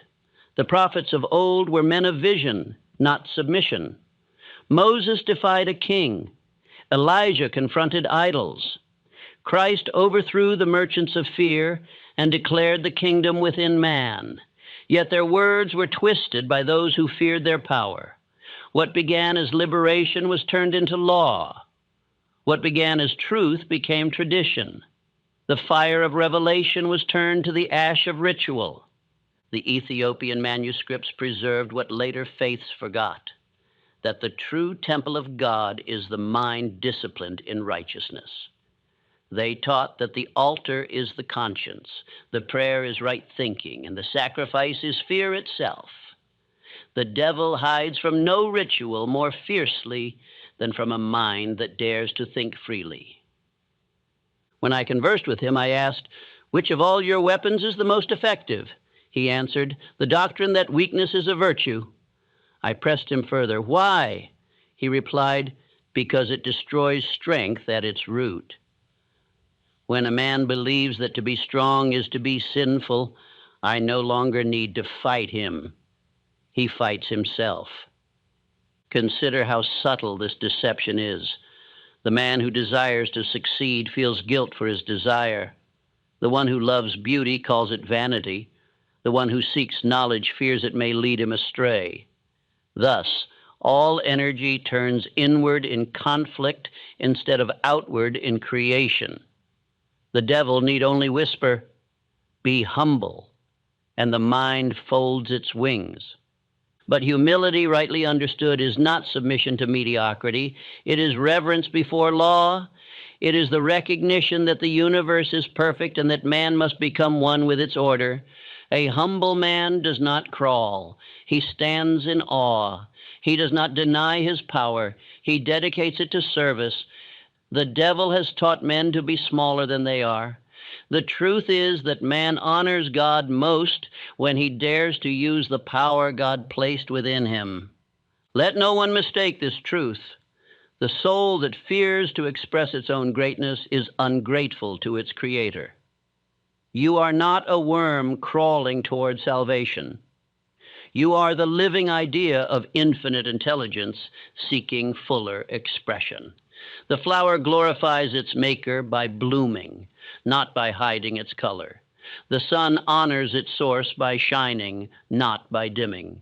And man glorifies his Creator by mastering himself and using his powers in service to good. Yet see how the devil has turned even this into guilt. He has filled the world with teachers who preach submission, not mastery, who glorify ignorance as innocence and weakness as sanctity. They tell men that to question is to doubt God, though God himself endowed them with reason. They tell men to suppress ambition, though ambition built every bridge, cured every disease, and lifted civilization from the dust. They tell men that suffering is holy, though suffering is but resistance to law. They have taken the light of truth and used it to blind the eyes of those who seek. The Ethiopian masters warned that false virtue is more dangerous than open sin. Better the thief who knows his theft, they said, than the coward who calls his fear obedience.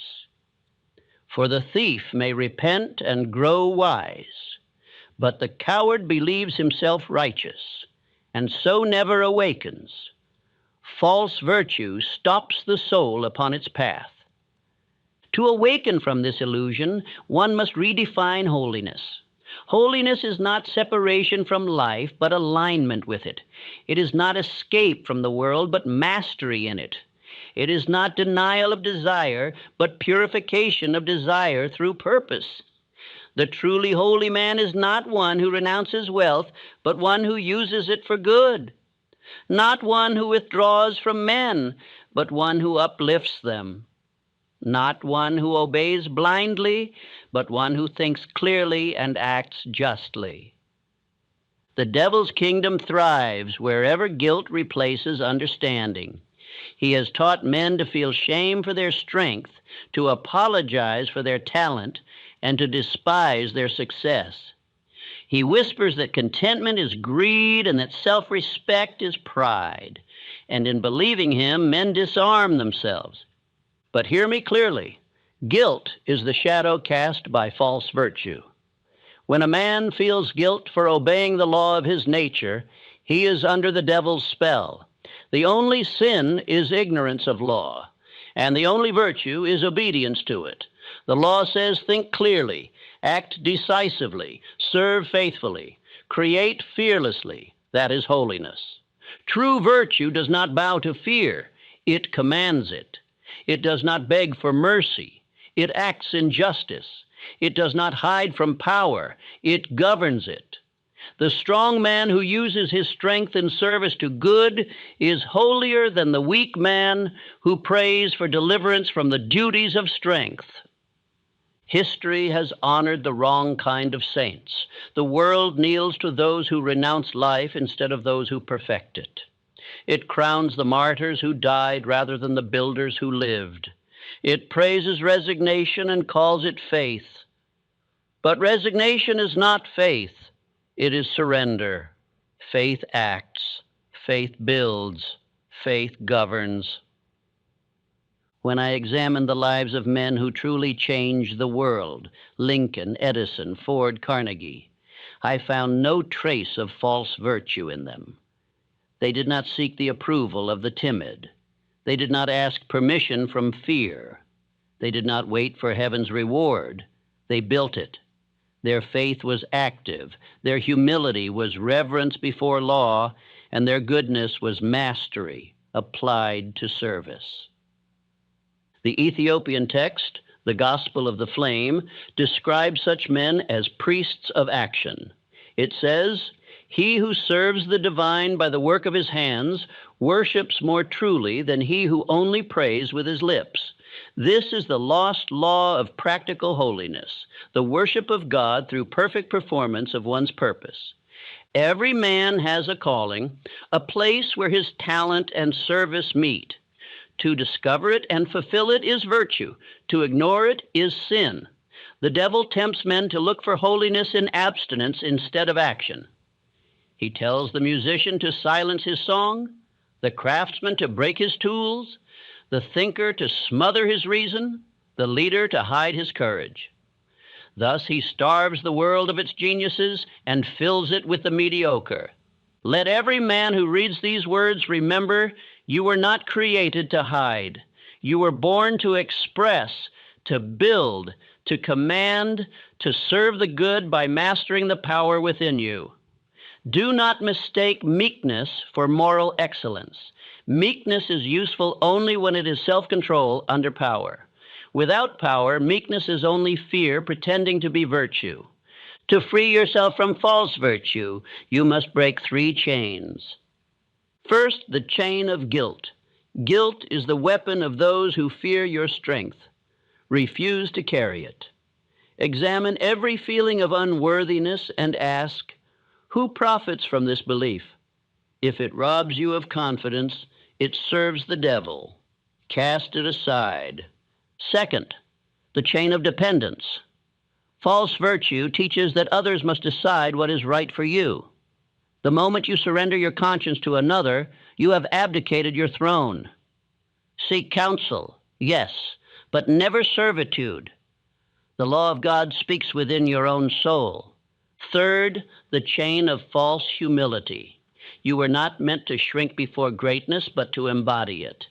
The Ethiopian master said, "Bow not before any man, nor expect any man to bow before thee. Both are idolatry. Walk upright, for you carry the spark of infinite intelligence." When these chains are broken, virtue becomes freedom. You will act not from fear, but from knowledge. You will serve not because you are commanded, but because you choose. You will seek no praise and fear no blame, for your law will be internal. That is true holiness, the mastery of self in harmony with the divine. Let us strip the mask from the devil's illusion. The meek he enslaves, the strong he fears. The ignorant he confuses, the wise he avoids. The coward he commands, the courageous he cannot touch. The truly virtuous man is beyond his reach because he lives by understanding, not by superstition. So stand boldly before life. Think clearly, act nobly, and use your power with reverence. Let this affirmation seal the truth within you. I honor the divine by mastering myself, not by bowing to fear. Repeat it until it burns through every remnant of false virtue. For when mastery replaces submission and knowledge replaces fear, the devil's illusion dissolves. Then and only then does man become truly holy. Not a servant trembling before heaven, but a creator working with it. The saints of the future will not live in cloisters. They will build cities, cure disease, write books, teach children, and govern nations. They will not hide from life. They will perfect it. They will not renounce wealth. They will use it to serve. They will not suppress desire. They will purify it with purpose. These will be the holy men and women of the coming age, creators instead of victims, thinkers instead of followers, masters instead of martyrs. The time has come for mankind to tear down the altars built to fear and to build new ones to understanding. The age of false virtue is ending. The age of mastery has begun. There is a moment in the life of every man when he stands alone before his greatest enemy. It is not another person. It is not circumstance. It is not even death. It is fear, silent, invisible, and cunning. It lives not in the world, but in the mind. It wears 1,000 faces. The fear of failure, the fear of poverty, the fear of rejection, the fear of loss, the fear of the unknown. It whispers that you are small, that you are weak, that life is uncertain, and that you cannot trust yourself. Fear is the shadow cast by ignorance of law. It vanishes in the light of understanding as mist vanishes before the sun.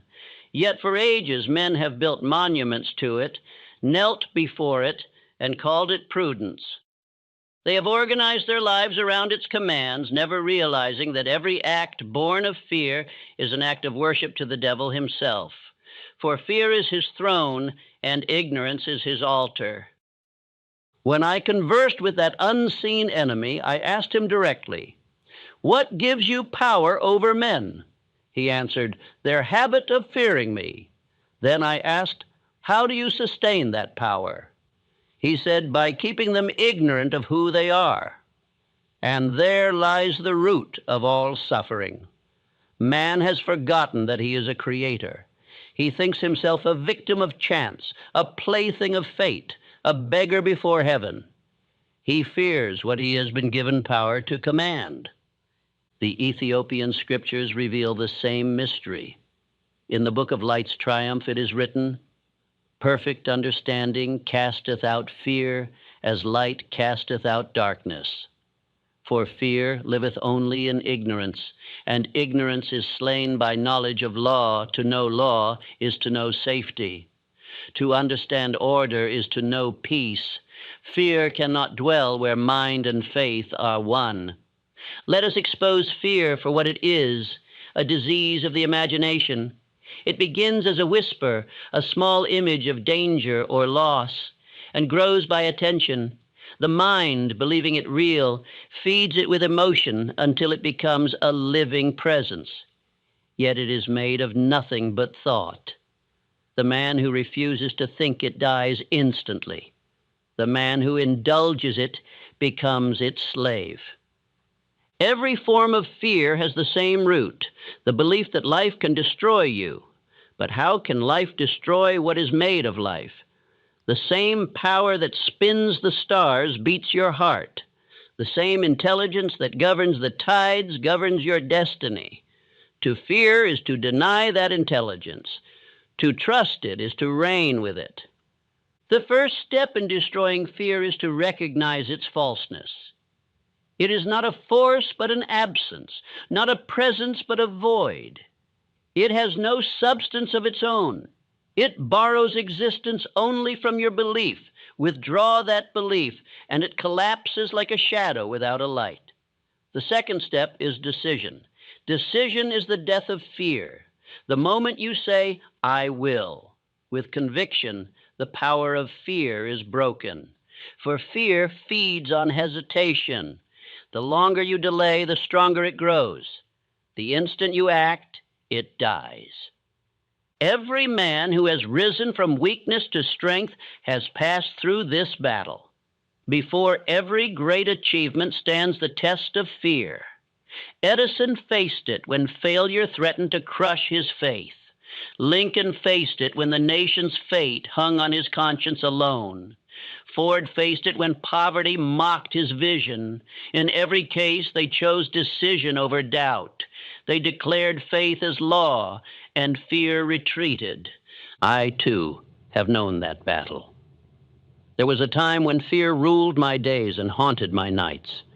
It whispered that I had failed too many times, that I was too old to begin again, that the world no longer cared for my work. I listened, and my strength withered. Then one morning I said aloud, "No more." I wrote these words on my desk.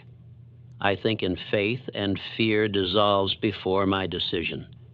Each time I read it, fear weakened. Each time I acted upon it, faith grew. In the end, fear died of starvation. The Ethiopian masters taught that fear is slain not by courage alone, but by understanding. They called this the armor of light. To wear it, one must understand that every event in life obeys law, that nothing happens by accident, that every cause produces its effect, and that the mind of man is the greatest cause of all. When this knowledge becomes conviction, fear has no soil in which to root. The man who lives by law walks unafraid through every storm. He does not ask, "What will happen?" He asks, "What must I think and do to shape what happens?" He knows that infinite intelligence governs all things and that he partakes of that intelligence through thought. He does not tremble before the unknown, for to him the unknown is only the unthought. He governs by thinking rightly, by acting decisively, and by persisting faithfully. The devil fears the man who understands cause and effect, for such a man cannot be deceived by appearances. He sees beyond the surface of events to the law beneath them. He knows that adversity is not punishment, but instruction, that failure is not defeat, but correction, that loss is not tragedy, but transition. Thus he welcomes every experience as a teacher. This is the death of fear, not resistance to it, but mastery of it through understanding. The Ethiopian scriptures echo this truth. Fear departeth when the soul seeth reason in all things. Think of those words. Fear cannot live in the presence of reason. The moment you see purpose in what you once called pain, the pain changes its nature. What once terrified you becomes a messenger of wisdom. Fear is born of two lies, that you are separate from God and that life is uncertain. The first lie robs you of power. The second robs you of peace. But life is not uncertain. It is exact. Its laws never sleep, never err, never fail. You do not live in a universe of chance, but in a universe of law. And that law is friendly to faith and hostile only to fear. When Franklin Roosevelt said, "The only thing we have to fear is fear itself," he spoke a truth as old as the pyramids. He understood that nations, like men, are destroyed not by enemies, but by the belief that they are powerless. Fear is the destroyer of initiative, the strangler of imagination, the assassin of faith. It freezes the will, blinds the intellect, and paralyzes the heart. It is the one enemy you must conquer daily, for it waits at the door of every opportunity. Let me show you its workings. A young man dreams of success. He begins to plan, but fear whispers, "What if you fail?" He listens, he delays, he waits for certainty that never comes. Months pass, years pass, and his dream dies unborn. Another man, equally uncertain, acts despite fear. He fails, learns, tries again, and succeeds. The difference between them is not talent, but decision. One surrendered to fear, the other starved it. The Ethiopian masters gave a simple rule. Do the thing you fear, and the death of fear is certain. Action is the medicine of the soul. Thought without action breeds doubt. Action based on thought breeds faith. Each step taken in defiance of fear gathers new strength, until one day you turn and find that fear no longer follows you. Fear has no defense against motion. Its power ends where decision begins. Even a small step destroys it. When a man stands still, fear multiplies. When he moves, it dies. The universe aids the mover, not the hesitator. Infinite intelligence cannot work through a stagnant mind. It requires flow. Action is faith in motion. The Ethiopian text, The Crown of Courage, says, "Heaven answereth not the timid, but the decided. For decision is the tongue by which man speaketh to God." Think on that.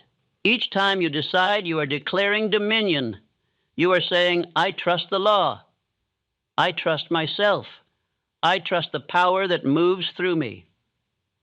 That declaration aligns you with infinite intelligence, and the whole machinery of life begins to move on your behalf. Dominion, then, is not arrogance. It is the natural state of an awakened mind. To rule your world does not mean to oppress others. It means to govern yourself. It means to master your thought, your emotion, and your action until they obey one will, the will to good. Dominion is not pride, but obedience to law. It is the fulfillment of Christ's words, "The kingdom of heaven is within you." The birth of dominion begins the moment fear dies, and fear dies the moment you decide to think. You cannot serve two masters. You cannot think and tremble at the same time. The mind that observes law cannot believe in chaos. The soul that trusts its divine partnership cannot imagine defeat. Fear vanishes when faith is organized into understanding. The Ethiopian masters describe the birth of dominion as the crowning of the mind. It is the moment when man remembers his origin, that he is not a creature of dust, but of spirit. It is the moment when he ceases to beg and begins to command, not through arrogance, but through certainty. He no longer prays, "Lord, deliver me," but "Lord, express through me." He no longer asks for miracles. He becomes one. When fear dies, power awakens. The timid man, once ruled by circumstance, finds that circumstance now bends to him. The sick man grows well because his thought no longer pictures disease. The poor man rises because his mind no longer accepts limitation. The lonely man becomes magnetic because he no longer radiates lack. Life begins to obey him because his thought has become law. This is not fantasy, it is divine mathematics. Every thought of fear lowers vibration. Every thought of faith raises it. When vibration rises to harmony with infinite intelligence, all that is needed appears. This is why the fearless man attracts opportunity and why the fearful repel it. Faith expands consciousness. Fear contracts it. Faith builds bridges. Fear builds walls. Faith invites the infinite. Fear shuts the door. The final step in destroying fear is faith expressed through repetition. Fear is a habit of thought. It must be replaced by a stronger habit. Every morning declare your dominion. Every night give thanks for it.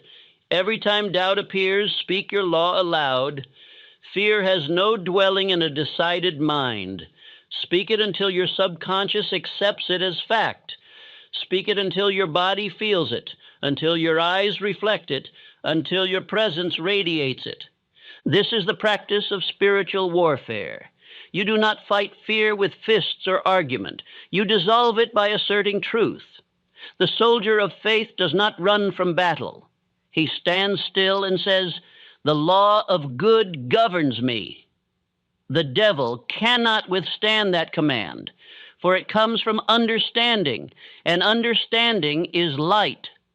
There is no higher victory than this, the victory over fear. It is the birth of freedom, the resurrection of courage, the beginning of mastery. It is the moment when man awakens to his divine inheritance and claims the title long denied him, Lord of his own mind. From that moment forward, he is no longer a slave of circumstance. He does not beg for peace. He creates it.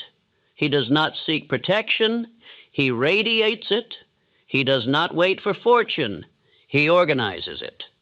He walks through life as one who knows that infinite intelligence walks beside him, indeed within him. This is the true meaning of dominion.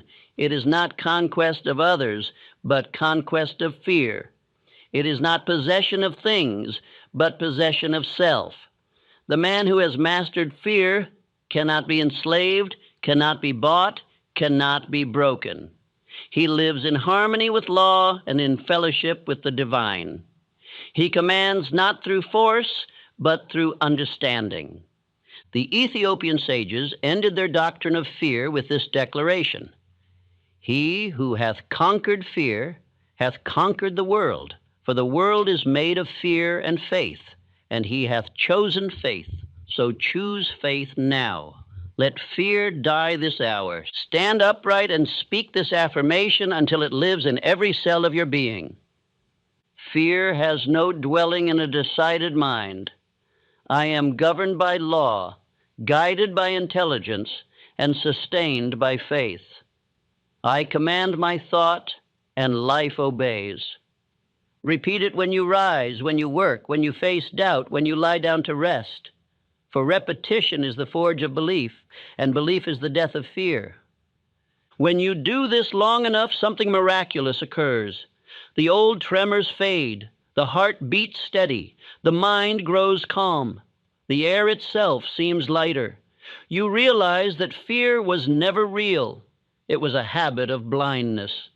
And now, seeing clearly, you walk not as a creature of chance, but as a creator of purpose. This is the birth of dominion. It is the first sunrise of the soul. The long night of fear is over. The dawn of mastery has begun. There comes a time in the evolution of every mind when it sees the truth so clearly that it can never again return to ignorance. That moment is the dawn of dominion, when man discovers that he is not a servant pleading with heaven, but a channel through which heaven works.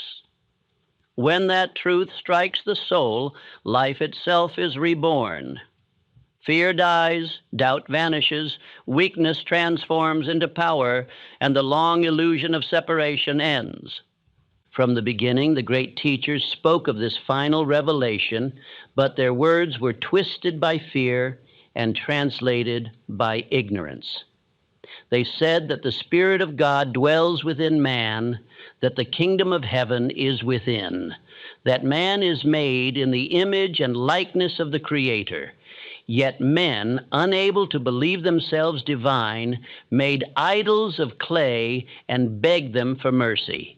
They knelt before symbols of their own potential, never realizing that the power they worshiped was within them all along. The Ethiopian scriptures guard this truth in the purest words ever written. The light is within thee, kindle it.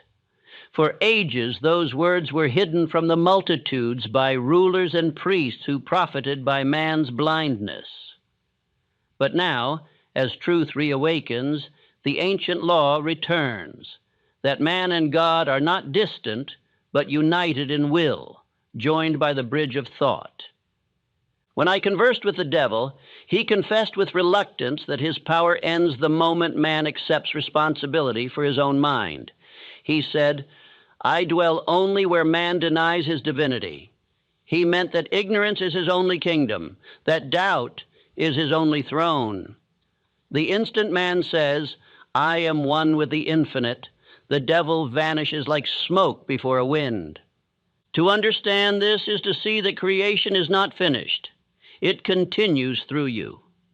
God did not complete his work and withdraw. He planted the creative faculty within the mind of man and said, continue. Every idea you form, every plan you execute, every dream you dare to act upon is the continuation of divine creation. You are the means by which the invisible becomes visible. You are the instrument through which infinite intelligence takes form in time and space. The man who understands this no longer prays as a beggar, he prays as a creator. His prayer is not a request, but a command issued through faith. He says, "Let there be light in my affairs," and there is light. He says, "Let harmony reign in my home," and harmony appears. He speaks, and life obeys, for his word is law to his own mind, and his mind is the channel of divine power. The unawakened man prays for strength. The awakened man uses it. The unawakened man asks for wisdom. The awakened man listens and receives. The unawakened man begs for guidance. The awakened man knows that the voice of God speaks within him as intuition. The unawakened man worships power. The awakened man expresses it. This is not arrogance. It is obedience of the highest kind, obedience to divine law. You were not created to crawl in fear before your Creator. You were created to cooperate with Him. The infinite does not need slaves. It seeks channels. It does not demand submission. It desires expression. The highest worship is to think rightly, to act decisively, and to live as a manifestation of divine purpose. The Ethiopian masters taught this through a simple symbol, the flame within the heart. They said that each man is given a spark of the eternal fire, and his task is to keep it burning. To neglect it is sin. To deny it is death, but to feed it with faith and discipline is holiness. When the flame grows strong, it illumines all thought, burns away fear, and reveals the truth. That man and God are one in essence and in purpose. You may doubt this unity because you have been trained to doubt. You have been taught from childhood that you are separate, that heaven is above, earth below, and you somewhere between. You have been told that God is distant, that his ways are mysterious, that his will must be begged for. But consider the evidence of your own being. What is the thought that thinks within you? What is the life that animates your body? What is the intelligence that heals your wounds, that beats your heart, that renews your strength while you sleep? That is not your personal creation. It is divine energy flowing through you. It is the same life that moves the planets, the same intelligence that designs the flowers, the same will that breathed the stars into being. You are not apart from this power. You are its expression. You are to infinite intelligence what a wave is to the ocean, individual in form, but one in substance. The wave may rise and fall, but the ocean remains. The man may live and die, but life itself never ceases. Death is but the retreat of form. Consciousness is eternal. The fear of death, therefore, is the final illusion to be conquered, for it is the shadow of ignorance. Once you realize that life cannot be destroyed, only transformed, you will laugh at the thought of death as a child laughs at an old tale of monsters. The Ethiopian texts say, "The wise man dieth not, he withdraweth. He withdraws his attention from one plane and directs it to another.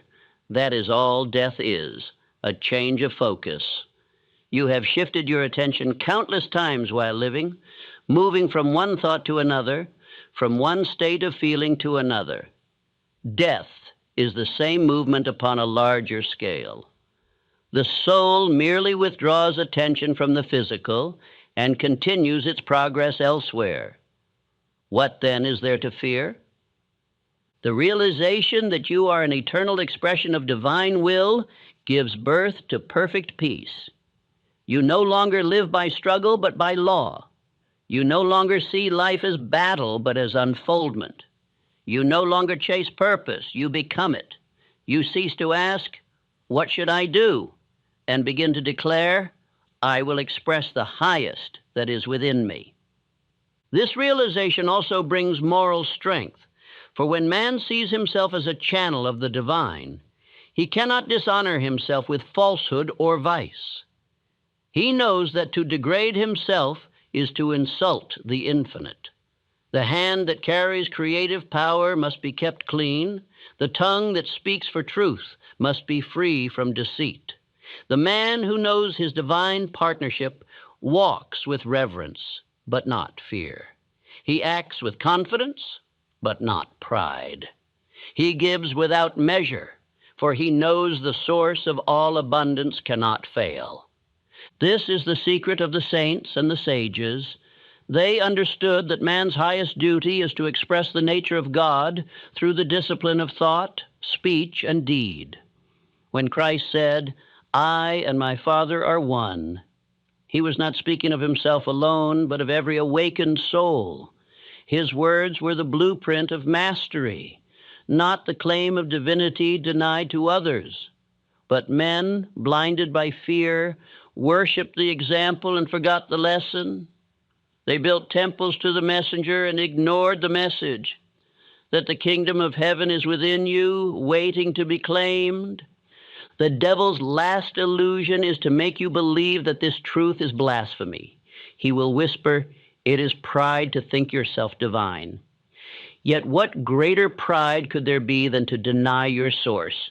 What greater insult to your Creator than to say, "I am unworthy of his image"? Humility is not denial of divinity. It is the recognition that your divinity comes from God.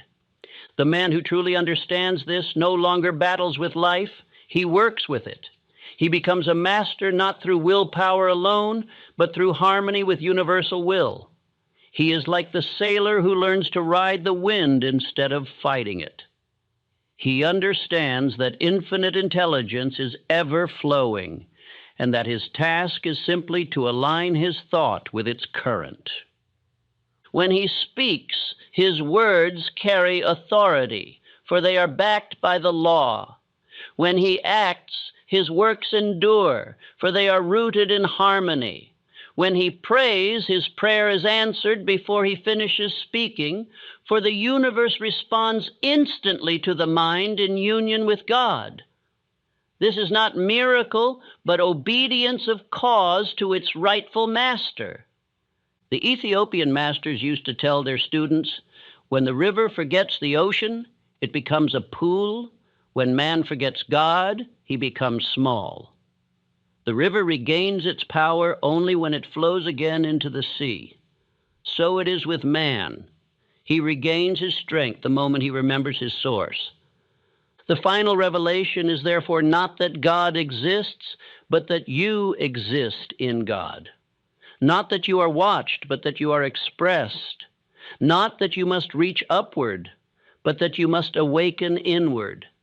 Heaven and earth meet in your thought, and through you the law of creation continues. When I first grasped this truth, it shattered the last remnants of fear within me. I saw that I had never been alone, that infinite intelligence had guided every step, even those that seemed to lead through darkness. Every failure had been instruction, every sorrow purification, every trial a refining of faith. I saw that the universe was not against me, but working through me, shaping me into a conscious co-worker of the divine plan. And I understood, too, why fear had been allowed to exist. It was the shadow against which the light of understanding could reveal itself. Without it, man would never have sought wisdom. Fear was the teacher. Faith was the graduation. Once the lesson was learned, the shadow vanished. So now, at the end of this great journey of mind, let me speak plainly the truth that has been hidden in parable, poetry, and scripture since the beginning of time. Man is God's expression of will, not metaphorically, not symbolically, but literally. You are the instrument through which infinite intelligence acts. Every thought of truth you hold, every deed of courage you perform, every act of creation you undertake, these are the movements of God through you. Do not mistake this for arrogance. The wave does not boast that it is the ocean. It rejoices that the ocean moves through it. So too should you rejoice that the infinite, finds expression through your mind. When you understand this, all conflict ends. You cease to pray for strength, for you are strength. You cease to ask for wisdom, for you are wisdom in expression. You cease to seek peace, for you are peace embodied. You cease to beg for heaven, for you are heaven revealed. The man who knows this truth lives as a creator among creatures, a king among kings, a light among shadows. His thought is power, his word is law, his presence is peace. He walks through the world not in pride, but in quiet majesty. He does not compete, for he knows that all supply is infinite. He does not fear, for he knows that law never fails. He does not hate, for he knows that all discord is ignorance. He does not pray for miracles, for his life is one. The Ethiopian text describes such a man as the living flame. They say, "He who knoweth that he and the infinite are one mind cannot be quenched, for he burneth with eternal fire." That fire is faith organized into understanding. It is the light that no shadow can touch. Let this realization guide you each morning. I and the infinite are one mind. My thought is his will made visible. Speak it until you feel its truth vibrating in every breath. Walk with it as your secret armor. Act by it as your daily command. For this affirmation is not imagination, it is reality. The moment you live by it, fear dies forever. The moment you believe it, power awakens. The moment you act upon it, heaven becomes earth, and earth becomes heaven. You have walked from ignorance to knowledge, from doubt to faith, from bondage to mastery. You have seen that the devil was never a being but a habit of thought, that hell was never a place but a state of mind, and that heaven is the calm order of thought in harmony with divine law. You have discovered that the mind is the workshop of God, and that through its discipline, man becomes divine in expression. This is the final revelation. You are the thought of God thinking itself into form.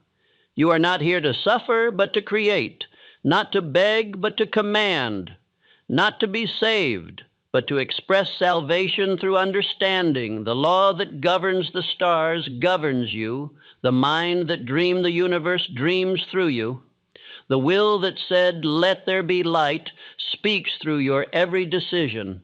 Now go forth and think as one who knows this. Walk as one who remembers it. Act as one who cannot forget it. For you are not seeking heaven, you are establishing it. You are not awaiting God's favor, you are revealing it. You are not separate from divine will, you are its living evidence. When mankind learns this truth collectively, the age of fear will end. There will be no more wars of creed or competition for wealth, for all will know that to injure another is to injure oneself, that to create for another is to create for all, and that love is the natural language of divine unity. The master mind of humanity will awaken, and the kingdom long spoken of will appear, not in clouds, but in consciousness. This is the destiny toward which every soul moves, from darkness to light, from division to unity, from fear to faith, from man to God. It is not a dream, but a certainty. It is the purpose for which all existence unfolds. So let the final affirmation be written not only on your lips, but upon your life. I and the infinite are one mind. My thought is his will made visible. Say it as you rise. Say it as you labor. Say it when the world trembles, and it will stand still before your calm. For this is the crown of all truth, the end of all fear, and the beginning of all power. And now you know, the kingdom of heaven was never to be found. It was to be remembered.